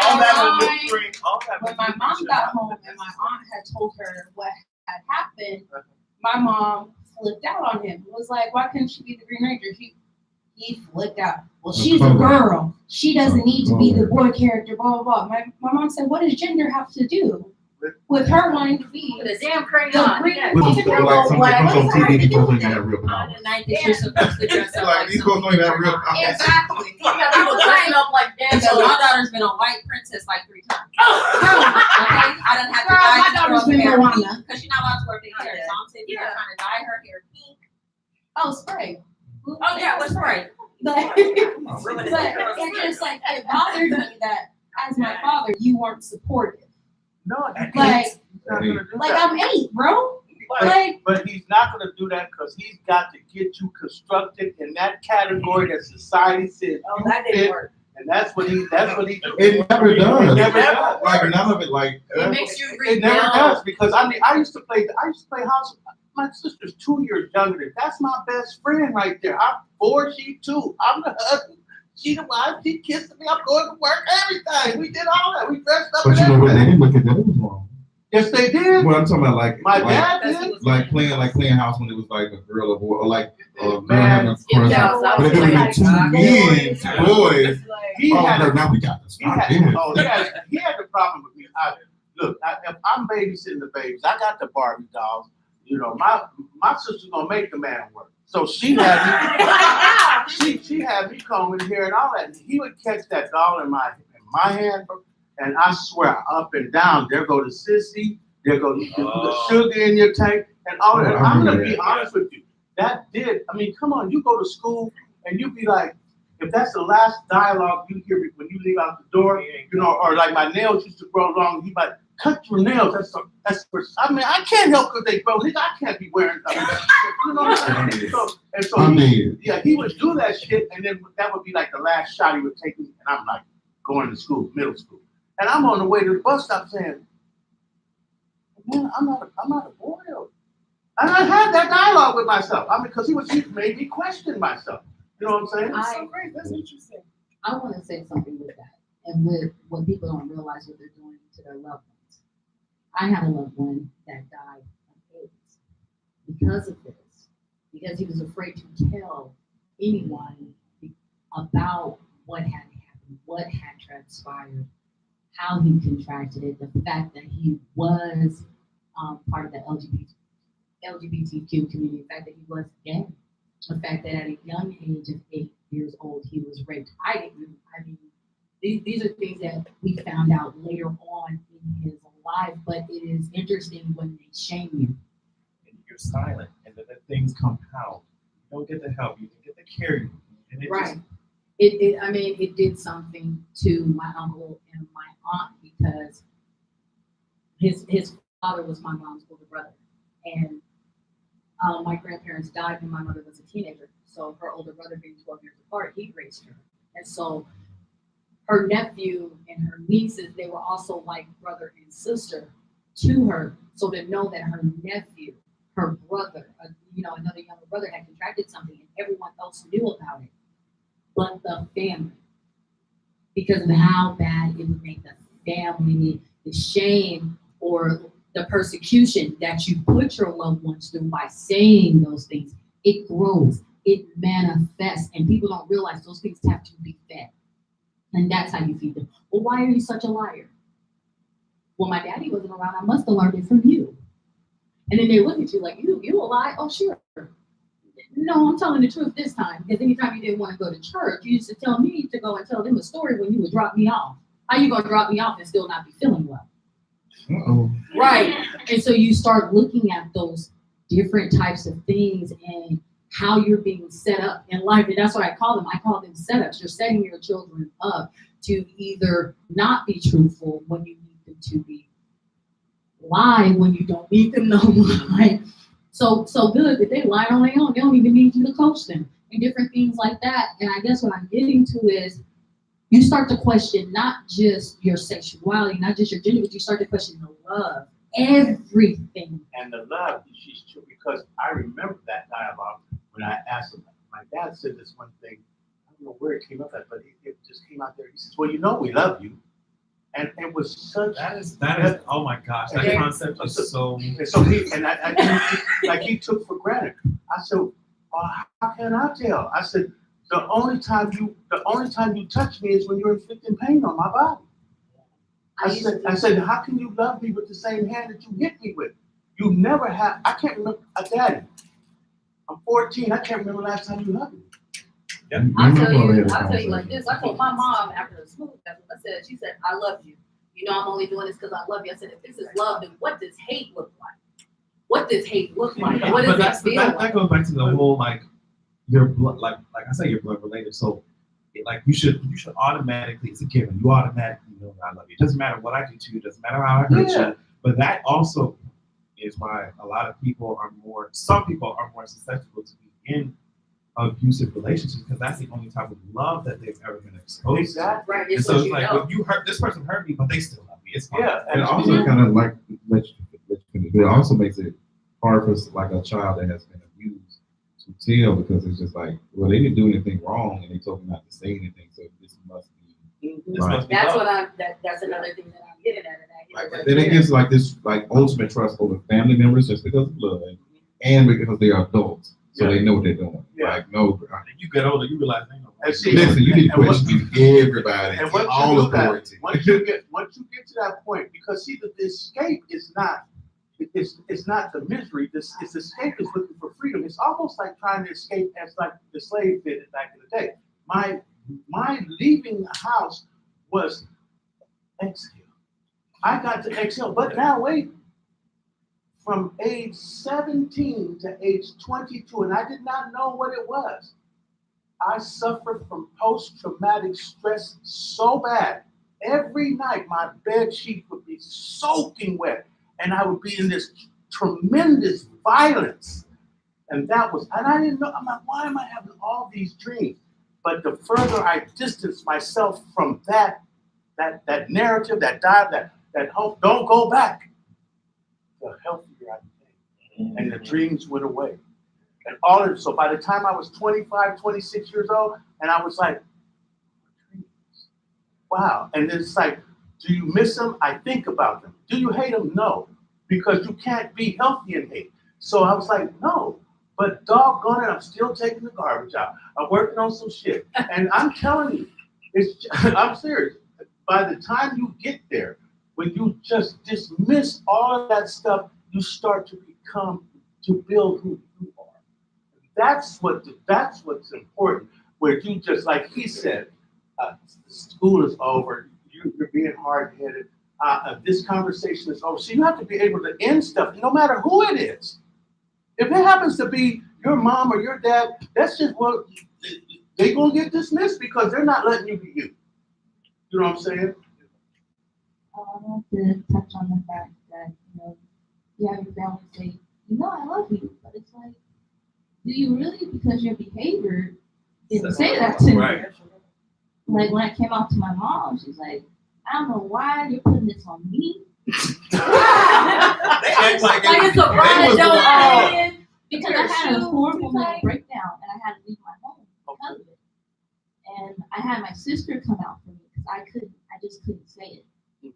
And my mom, I ended up calling my mom and she was upset at me because it's like, I don't know why you're taking this out on me. Your problems are with you, not with me. And I'm thinking to myself, my problems is definitely with you. It's definitely with you. Because if it wasn't a problem, I would have been thinking about you a long time ago. Right. And the fact, the way you're acting kind of confirms the fact that you are the problem. Yeah. And like at the time, I just kind of like took it, but like I reflect on it and it pisses me off because it's like you're putting it all on me. Like, oh, this is all your fault. This is all your problems. This has nothing to do with me. Exactly. Because you ain't gonna put that on me. Because when I die, I'm gonna meet sweet Jesus. And I said, that's really what it is. Is I'm not gonna pay for you. Like it's the saying that's in scripture: the sins of the parent is visited upon the child. But what kills it is when they give those parables, when they give those proverbs, when they give those scriptures, they never give it in a whole. They always say, oh, the Bible says, obey your parents, or they'll be cut short. But it also says, parents worry not thy child, or provoke thy child to wrath. It also says slaves obey your master. Yeah. So it's just like cherry picking.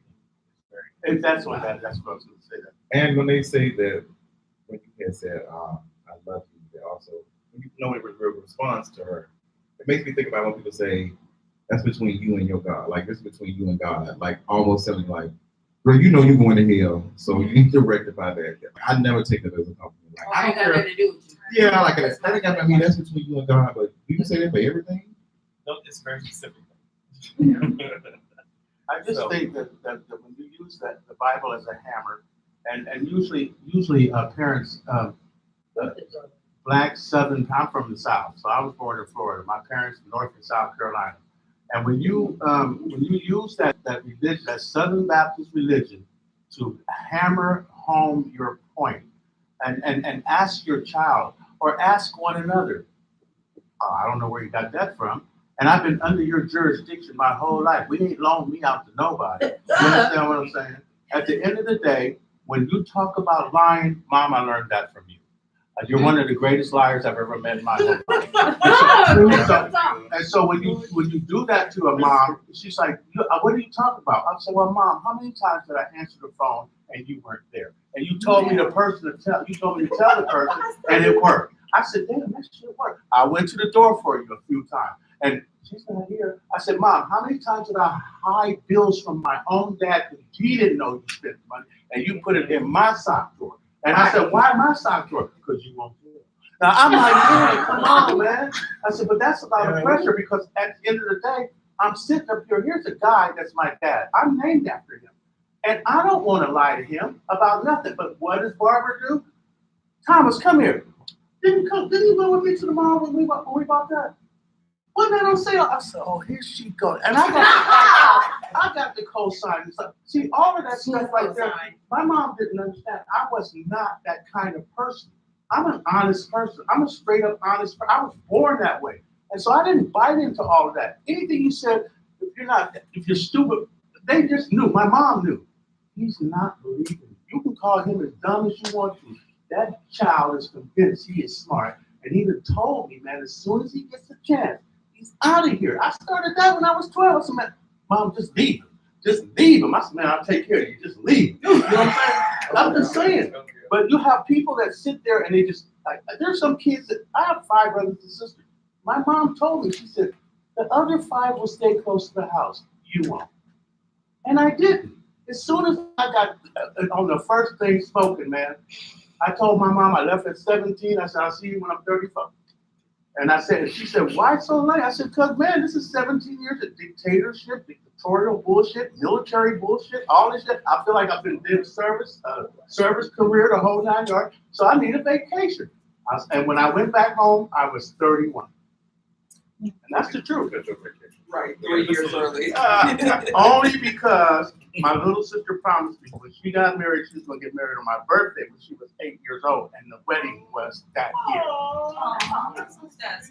I think it also, I don't know, I think we have to even have a conversation later about why people have kids, why parents have kids. Oh, my mom said she shouldn't have had not 1 nor 2. Like, do you have kids because you want to exact your dictatorship over them? Do you want it because you want to have a clone of you and you want, you know what I mean? Or do you want to bring another person into this world and let them become who they are? Yeah. Or just for revenge. That's a great. Or for, I got to say it. There's a whole bunch of revenge, partial revenge. No, it ain't partial revenge. If you make it young, if you make it like, for when my parents had me, I was an accident, but I am the epitome of my father. I am angry, I am loud, and I will speak my mind, and I don't care, like, if I hurt your feelings or not, but I will let you know what you're doing is wrong. I will admit when I'm wrong. So you're the opposite of him, like yes, beliefs-wise, like, don't get me wrong, I do believe there is a higher power and all of that stuff, but, like, when it comes to the fundamentals, we have a lot. Yeah. No, her car broke down, and you would drive your dad's car because it was covered in Trump stickers. She saw it get shot. My dad's a Republican. I will tell y'all about that. But when I had my daughter, and my mom was like, "Oh, we're gonna get her baptized. We're gonna do this. We're gonna do that." I said, "No, we're not. I said, I'm not gonna force her into institutionalized, like, no. No, if she wants to be a Wicca, let her be a Wicca. If she wants to, like, as long as she ain't sacrificing babies, I don't really care. If she wants to go out into the woods and dance naked and light some candles, hey, do you. If you want to love, like, hey, I believe Carmen. But like, if you wanna love who you wanna love, there's nothing wrong with that. I am not gonna judge you as a person for loving another woman or wanting to change yourself. It is your body. It is your life. All you have to know is that I love you. I will be there for you. And whoever wants to try to tear you down, I'm gonna get their ass. Oh my God. Because I'm your mom. I want to talk about, we have a lot of broken people raising deaf people because our families, my mom's side of the family, there was a lot of abuse going on. My grandmother actually, she ran away. She ran away from her home because the abuse was so bad. And she told her mom she was going to the store and she had a ticket to California and never went back. Wow, that's about getting out of Dodge right there. And my grandmother was abusive to her kids. And the cycle continued. So you said your grandmother ran away because The abuse was that. and then she ended up being So it's broken people raising broken people. Because even though like she wasn't doing bricks like her mom was doing, but she's over here like feeding her kids with extension cords, and it wasn't until later in her life that she realized like I did the same thing. Then my mom, she doesn't realize it, but she was never physically abusive, but emotionally she is. And if I was to tell her that now, she would be like, no, I wasn't. But I'm like, I remember her telling me her story where, you know, she was like, you know, your grandma, she would talk me down all the time. I would just stand there and take it. And I'm like, that's abuse. That's emotional abuse. Yeah. And you're doing the same thing to me. I don't think back then they really knew what the word for it was yet, because you have to remember psychology is still a very new science. It's a little soft science, but I'm a psychology major, I can say that. But I think I applaud you for one, for putting your story out there, because it takes a lot of courage. And two, the fact that you know what's happening to you is not okay is the first step in, if you ever have children, to know not what to do. So, baby girl, you're on a long journey, but it's gonna be an amazing one. But wow. I think definitely when I was younger, I don't know, it was this concept almost like your parents were gods and they couldn't do anything wrong. It was just like their word was law. When you get older, you realize, wow, They're so justice small. you just It really wasn't power, it's just like it was just they had The experience, authority, money, like you they know were what I mean? housing, you know. Yeah.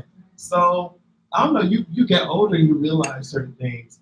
And certain things that certain things you blame yourself The for. thing is, once you get that first job, that first check, and you're like, hey.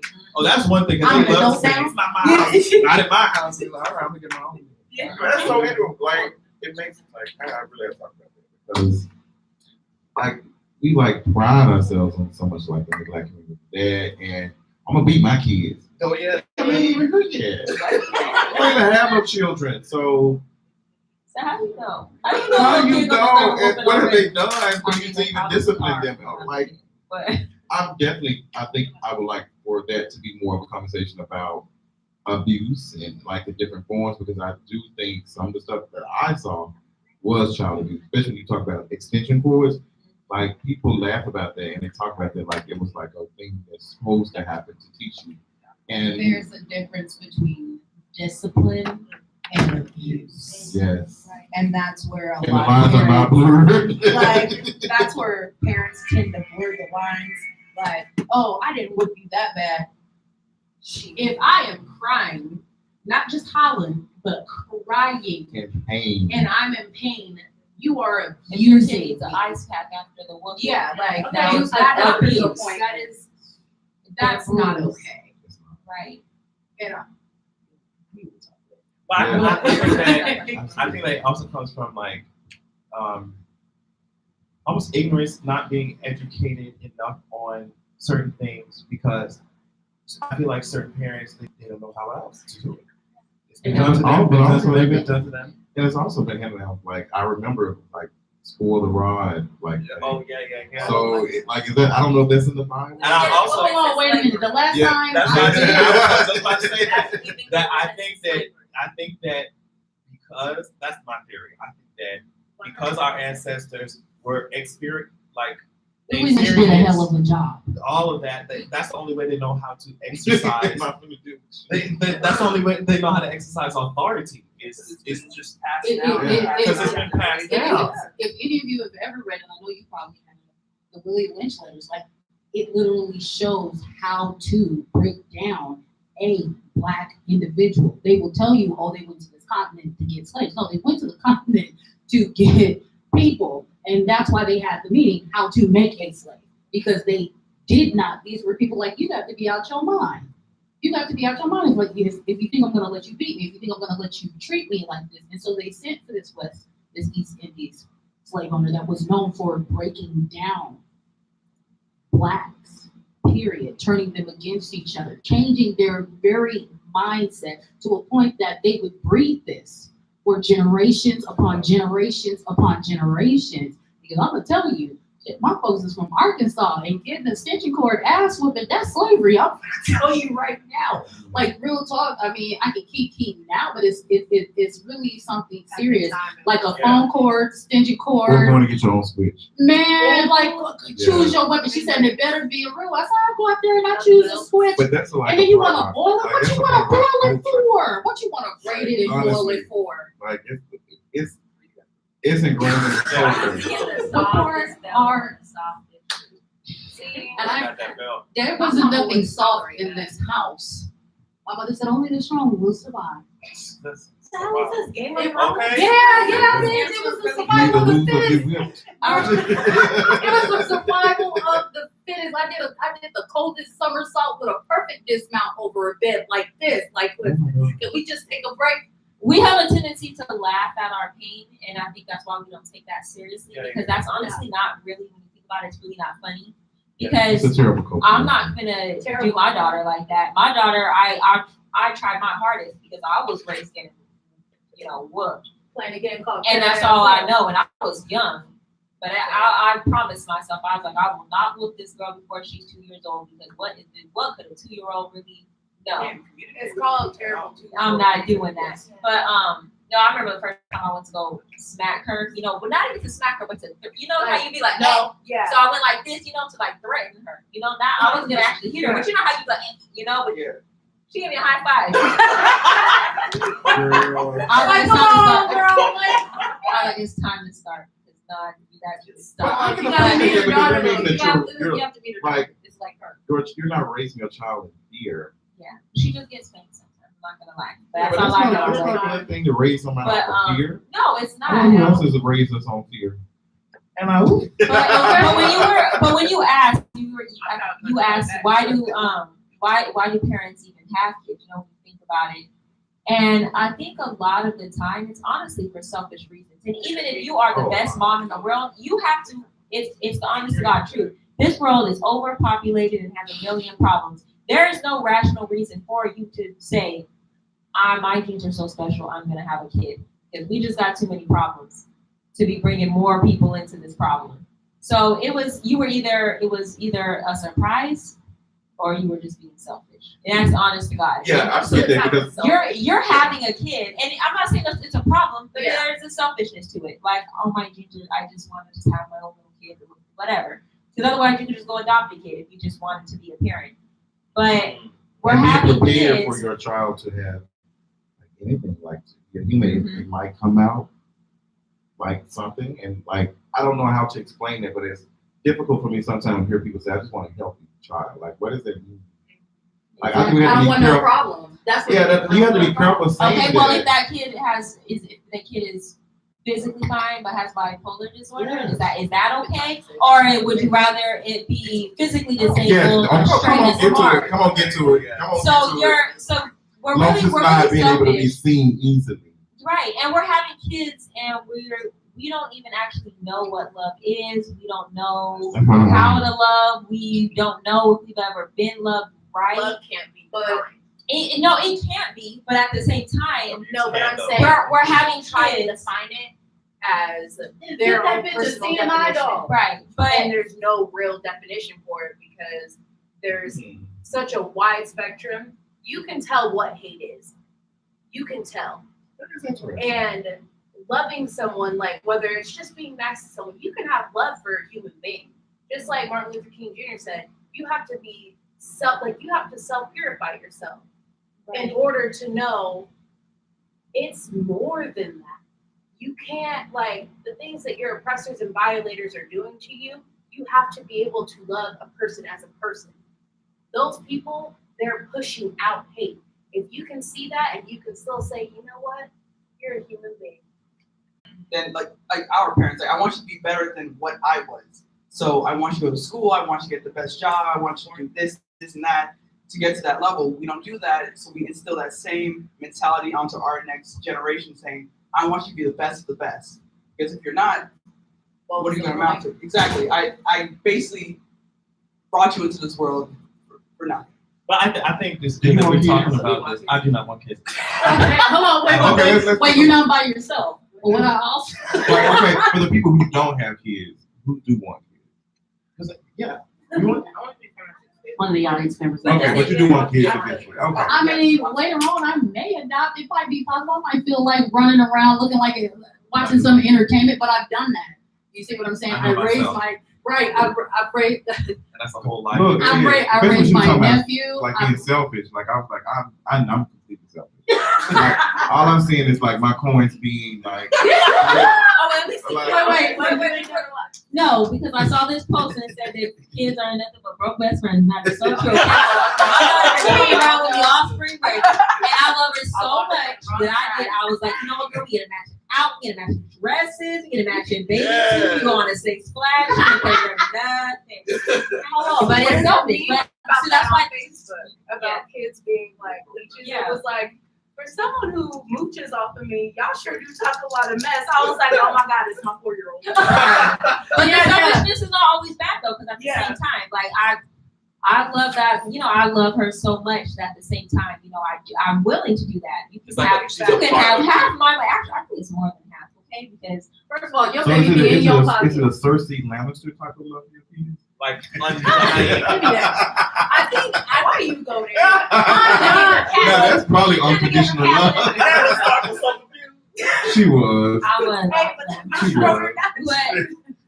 But I'm just saying, like, it's not necessarily a bad thing, but I think you just really have to think about your true intentions and what do you want for this kid? Because like you were saying, am I having this kid because I didn't reach my full potential or whatever? I want to see what they can do. Or you just want to do her.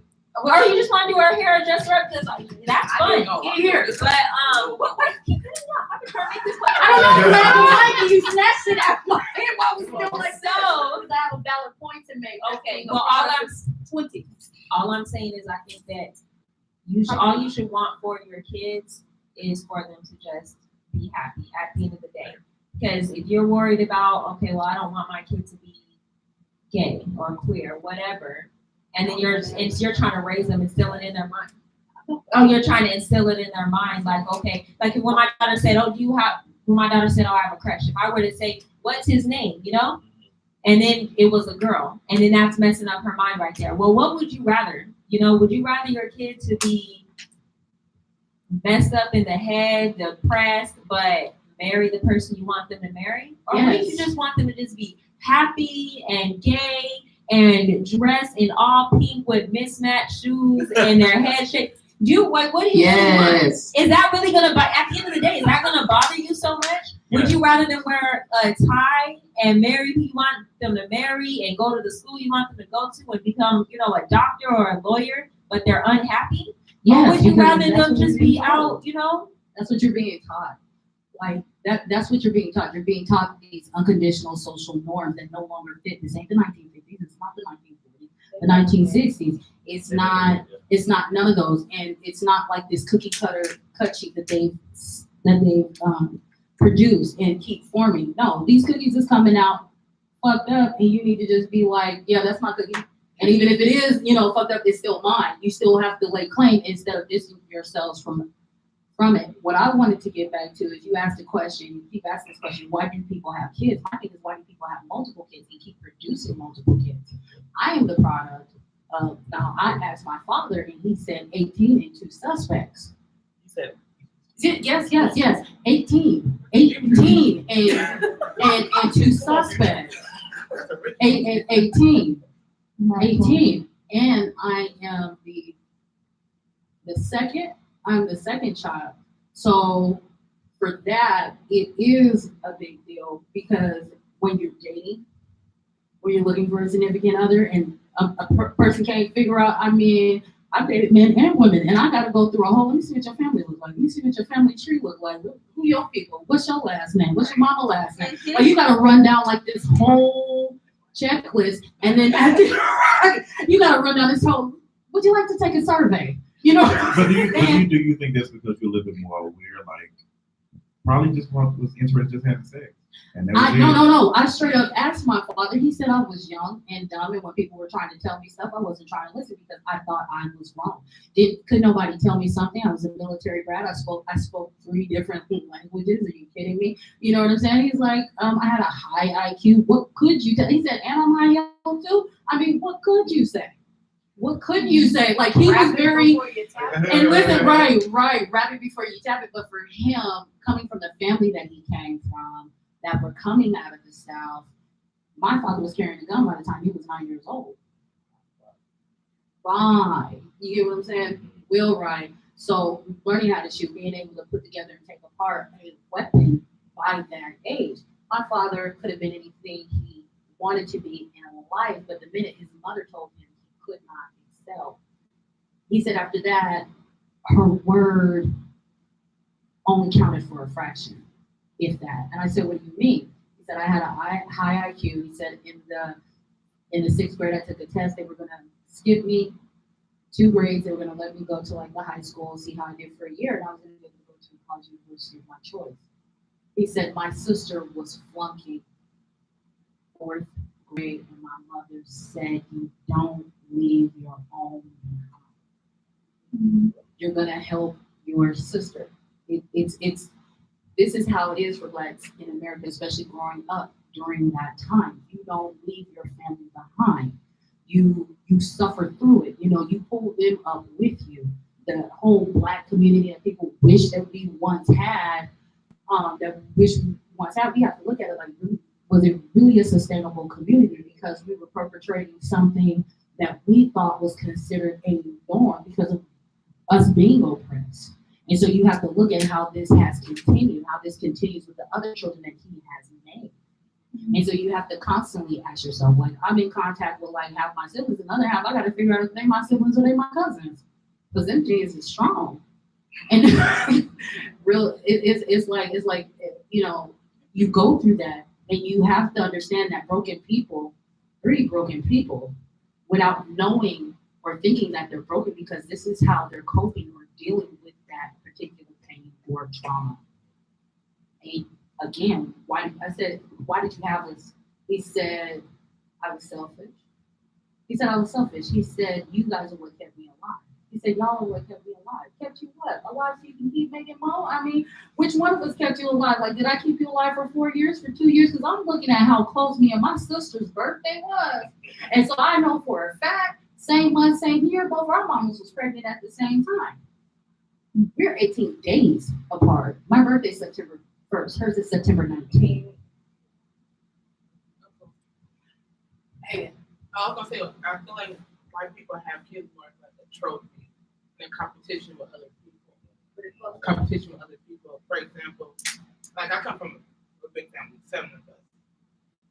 Same mom, same dad, but the fact that they'll use you say, oh, you remember you're going to school for this, and that reason, because so-and-so graduated with a master's, this guy, so you better go for your PhD. Absolutely. Yep, no, I barely survived this year. You gonna tell me I think now I gotta get a PhD because so and so got it and she got 4 kids and she's doing this and she's a lawyer.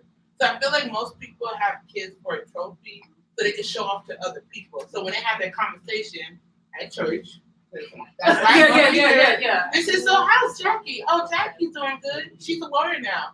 Oh, that's nice. Yours sounds like that video. So. The Nigerians? Yeah. That's our culture. That's really is. Thomas? Yeah. That's real life. Like, it's funny, but that's real life. Good. It hurts, and then that brokenness coming. I'm not good enough. Mm-hmm. So when it comes to our sexuality, I'm gonna tell my parents that I'm this. Yeah. Because in their mind, I'm not good enough. Because on a trophy, that's not what it says. I can't win.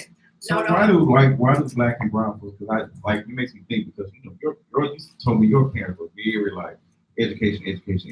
Yeah. And like so is it the thing like with I don't know like how to explain that like this is not just Jamaicans but I noticed like but Jamaicans got it hard like my parents like when they come to America like they be really hard on their kids. My parents were not like that like. They were not like they were not as hard on me. Like I was probably like a C student. It's Oh, no. the speed was coming from higher academia. That's what it is. Okay. It's because You're closer to whiteness. Yes, come on. most You're closer to parents- whiteness. You can't be the voice in Most the parents, especially black parents, I'm the audience. they're just they see all of these other kids, whether it's a different race or not, going and being doctors and engineers and So it's a all difference of between these- the black And- U.S. black like folks Yes, versus Absolutely. because the way it's embedded, especially in Southern black parents, and I can speak for both my parents in Louisiana and Arkansas. For them, it was Karen down the street has this, you need to go for this. So when my mom and dad had me and my siblings, it was, hey, your sister has her doctorate in this, so you need to get this. So you could be like her or be better than her. Mind you, I'm a psychology major. My sister does sociology. So we're very close in like everything that we talk about, everything that like when it comes to it. My sister told me, if you don't want to do school, you don't have to. She was like, do what you want to do. I like school. Yeah, well, I don't know. I think it's the pressure from our parents Oh yeah, you that to they don't whiteness. understand like when we do get that failing grade and we're afraid to even talk about our classes. It's because of all the pressure that they put on us. You think it's like a Still, survival yeah. type of situation? Yes, they think it's like, oh, if you're not this, you're not going to be able to survive. You're going to be working a 9 to 5. What's wrong with working a 9 to 5? Because they don't. Because each generation is supposed to be better than the next. My grandmother. That's a lot of pressure. I know it's crazy. My grandmother. Yeah. My grandmother was a maid, and she used to tell my mom, "You don't want to be cleaning up after white folks." She's like, "If you could be anything better than the maid, be it more." My mom was a secretary. She told me, "If you could be anything better than this, be it more." But my mom was pushing education because her mother pushed education. Her mom died. Her mother and father died. Her brother pushed education. Was beat it into her. Same thing my mother did to me. Beat it into me. I had my nursing at 17. I had my high school diploma at 17. I went to a prestigious high school. I went to Tech in Las Vegas, Nevada. You had to test to get in. I got into 3 magnet schools. I chose the school my mother went to because I'm gonna do that and then do something. And then I was bragging because it's a few legacies that graduated from that school that went on to do great things. I come from greatness. That's all you need to know, and just keep it going. But that is the pressure that you get. Can you do this? What happens when the child that you have is broken? And by that, they're not. You trying to achieve all these goals. Not that too, or they have a nervous breakdown, or not even just that. But what if your child has a learning disability? Oh, and both of the parents, that was me. Both of my parents were father IQ off the charts, or mom IQ off the charts, and yet and still they were stuck in some of the same positions. My mother, because I got pregnant, she's like, I never said your father was dumb. I just said he was a motherfucking liar, She's like, so I know you're capable. I know you can do this. I know you can do this. I know you can do this. The worst thing for Black parents is when somebody white tell you that your child is going to go into a slope or going to start declining. when your child is in the top reading groups, the top writing groups, this, what do you mean? What do you mean something's wrong with my child? No, something's wrong with you.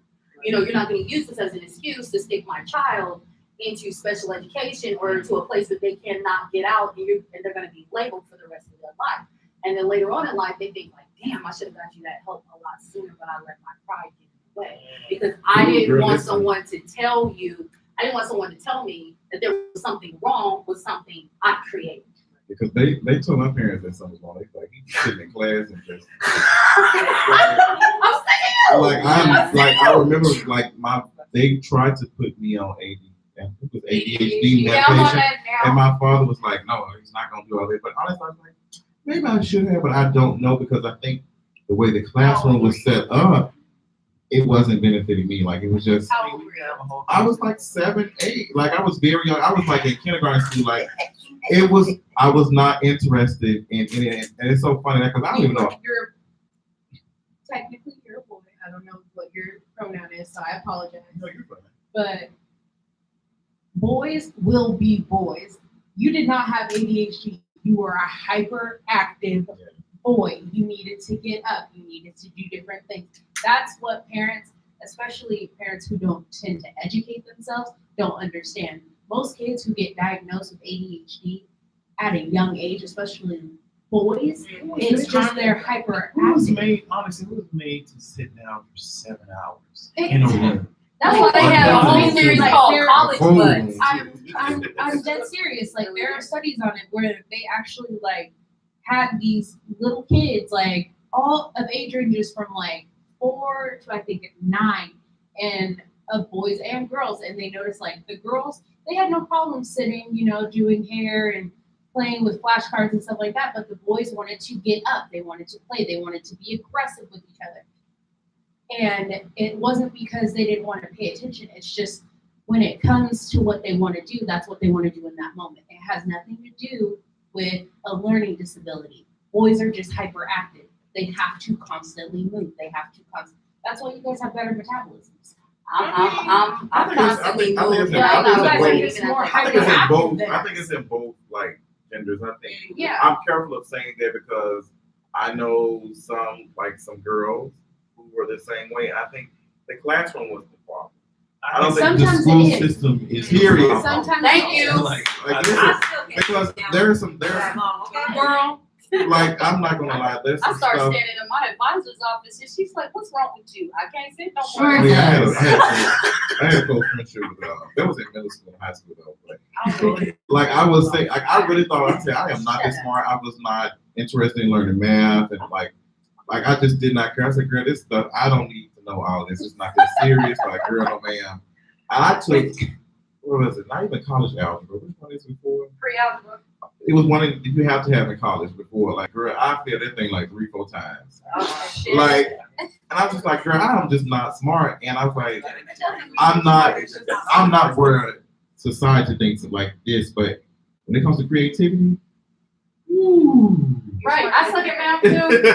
And then come to find out, there's a dyslexia for math. It's called dyscalculia. I said, the lady asked me what was happening, and I said, if I stare at these numbers too long. Man, they started doing all kind of stuff. Yeah, that's what I normally do. I not normally say that. I said, Quinn, you're like, what you doing? I said, I feel like I'm having a Kevin Hart moment over here swatting shit. You started reading and running? Yeah. No, and I literally took a test, and somebody else pointed out to me. They're like, okay, you're doing. She's like, oh no, you understand the process. She was like, why is this backwards? She was like, I don't want to say anything, but what's your question? I said, sure, you can ask me whatever. She said, have you ever been diagnosed with? I said, a learning disability? Yeah, a long time ago. I know. There's an issue here. I know what I got. And she's like, yeah, but you might need to get tested for dyscalculia. I said, dyslexia for math. Dyslexia with numbers, and she said, yeah. She's like, do you have, regular dyslexia? I said, no. I said, my reading's off the charts. I said, I got, if nothing else, I'm a reading. But is the classroom even teaching kids to like? The classroom is not it's teaching them to like participate in class and capitalism. Yes, the classroom is teaching you to sit your ass down and follow orders. Yes, you probably could get this thing done a different way, but this is the way we do it. and that's it. So almost like it constrains your creativity. Well, that's why it's also culture shock. When you're coming from high school to college and going to, especially when you're going to a UC, specifically, because it's they're research based, which just means that there's not a lot of hand holding that goes on there. So even though the passing rate is really high, but you have to consider the first year, the weak ones out. They're like, this is not for you. The UC is not for you right now. And a lot of times students will go into the lower tiers, like for example, in California, it would be the CSU system. And most of the time people can move from the CSU system and try to go into a research-based college, which most UCs are. So that itself, it's hard to transition from being, and it also depends on the area, like the school, obviously, and how they're teaching their kids. But most schools, especially schools that most Black people or most impoverished people go to, are public schools that don't have a lot of these adequate resources to teach students. So yes, it is the classroom. It definitely is the classroom. It's the structure, and because of how the structure is, and they don't want to. They say if it's not broke, don't fix it. We know damn well it's broke. We know damn well that it's broke diggity down. What they haven't figured out, nobody wants to do the work to reform a better system. To rebuild, it wouldn't cost that much money. But to them, it would cost money. Because they're thinking that they have to pay somebody to do this. The stats are there. The stats are in. We already know the shit ain't right. They chopping out a tree with a very dull axe. And It ain't even an axe. Like, I mean, they got like a beaver with a broke grill trying to nod that mug at this point. Because it's just like the few that get lost and don't make it. Okay. Some, it's like, oh, no child is left behind, so you push them through. So you push them through. For some people say it's the worst. Other people that took advantage of that and was like, now I'm at a community college and now I can work my way to a university. So how long did it take? It didn't matter. And see, this is where people get caught up. There's a difference between a quantity finish and a quality finish. People get caught up. I know, but I'm just saying people get caught up in the time. Snaps. How long it takes you to finish something or how long it takes you to get there because of these. I also think that, obviously at university, but I think that society overall, I said this before, society overall has oversold the idea that college, university, that's the only way you'll ever be somebody ever in life. And it's just like 44% of college graduates are underemployed. So obviously it's not the only way. Well, especially Black ones. Exactly. Because it's like no matter how many degrees we have and no matter what fields we have, it's still not good enough. They still figure out, oh, you're overqualified. So if I'm overqualified, bitch, why don't you give me what does do? Because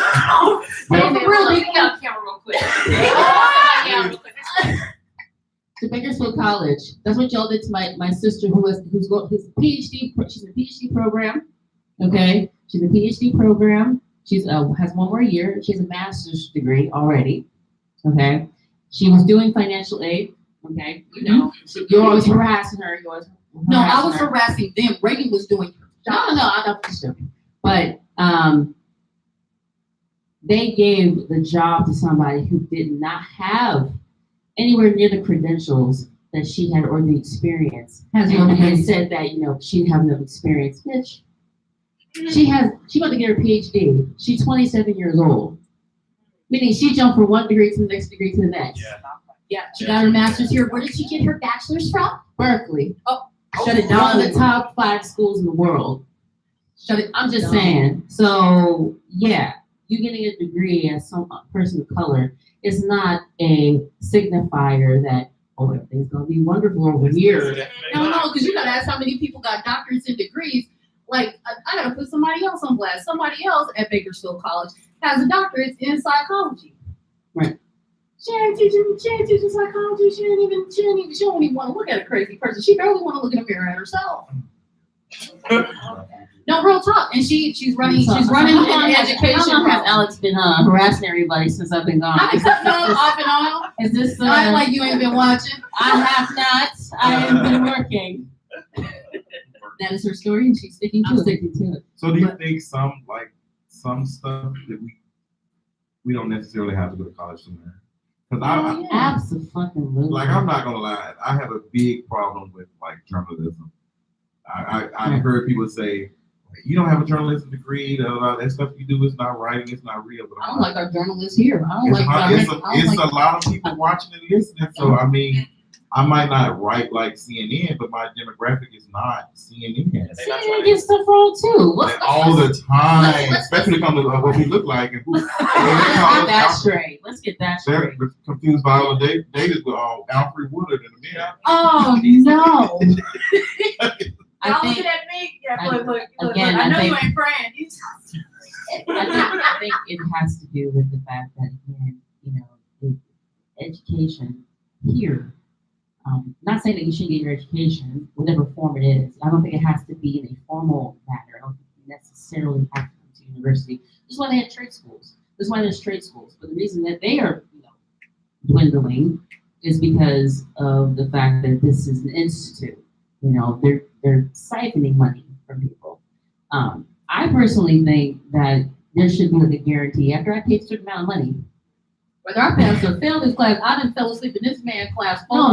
What I mean is that at a certain point, after a certain point, there should be like a guarantee. Okay, we're going to help work with you to get you through this. No, really. Not just okay, yeah, you passed it. You did pass this class twice. Now you can't take this class here ever again. You have to go to another school. Really? Yeah, no, that's how they're getting over out here. That's how they're getting over out here. Yes, and universities, they keep now, 2 GPAs. It depends. You have your overall It depends GPA. now because there's always loopholes. So there's people that there's people currently who are teaching, who are TAs, who don't have their master's degree, but they're teaching as TAs who haven't been enrolled. There's a requirement that if you are a TA and you taught, you're teaching a course. They can teach a course if they're enrolled.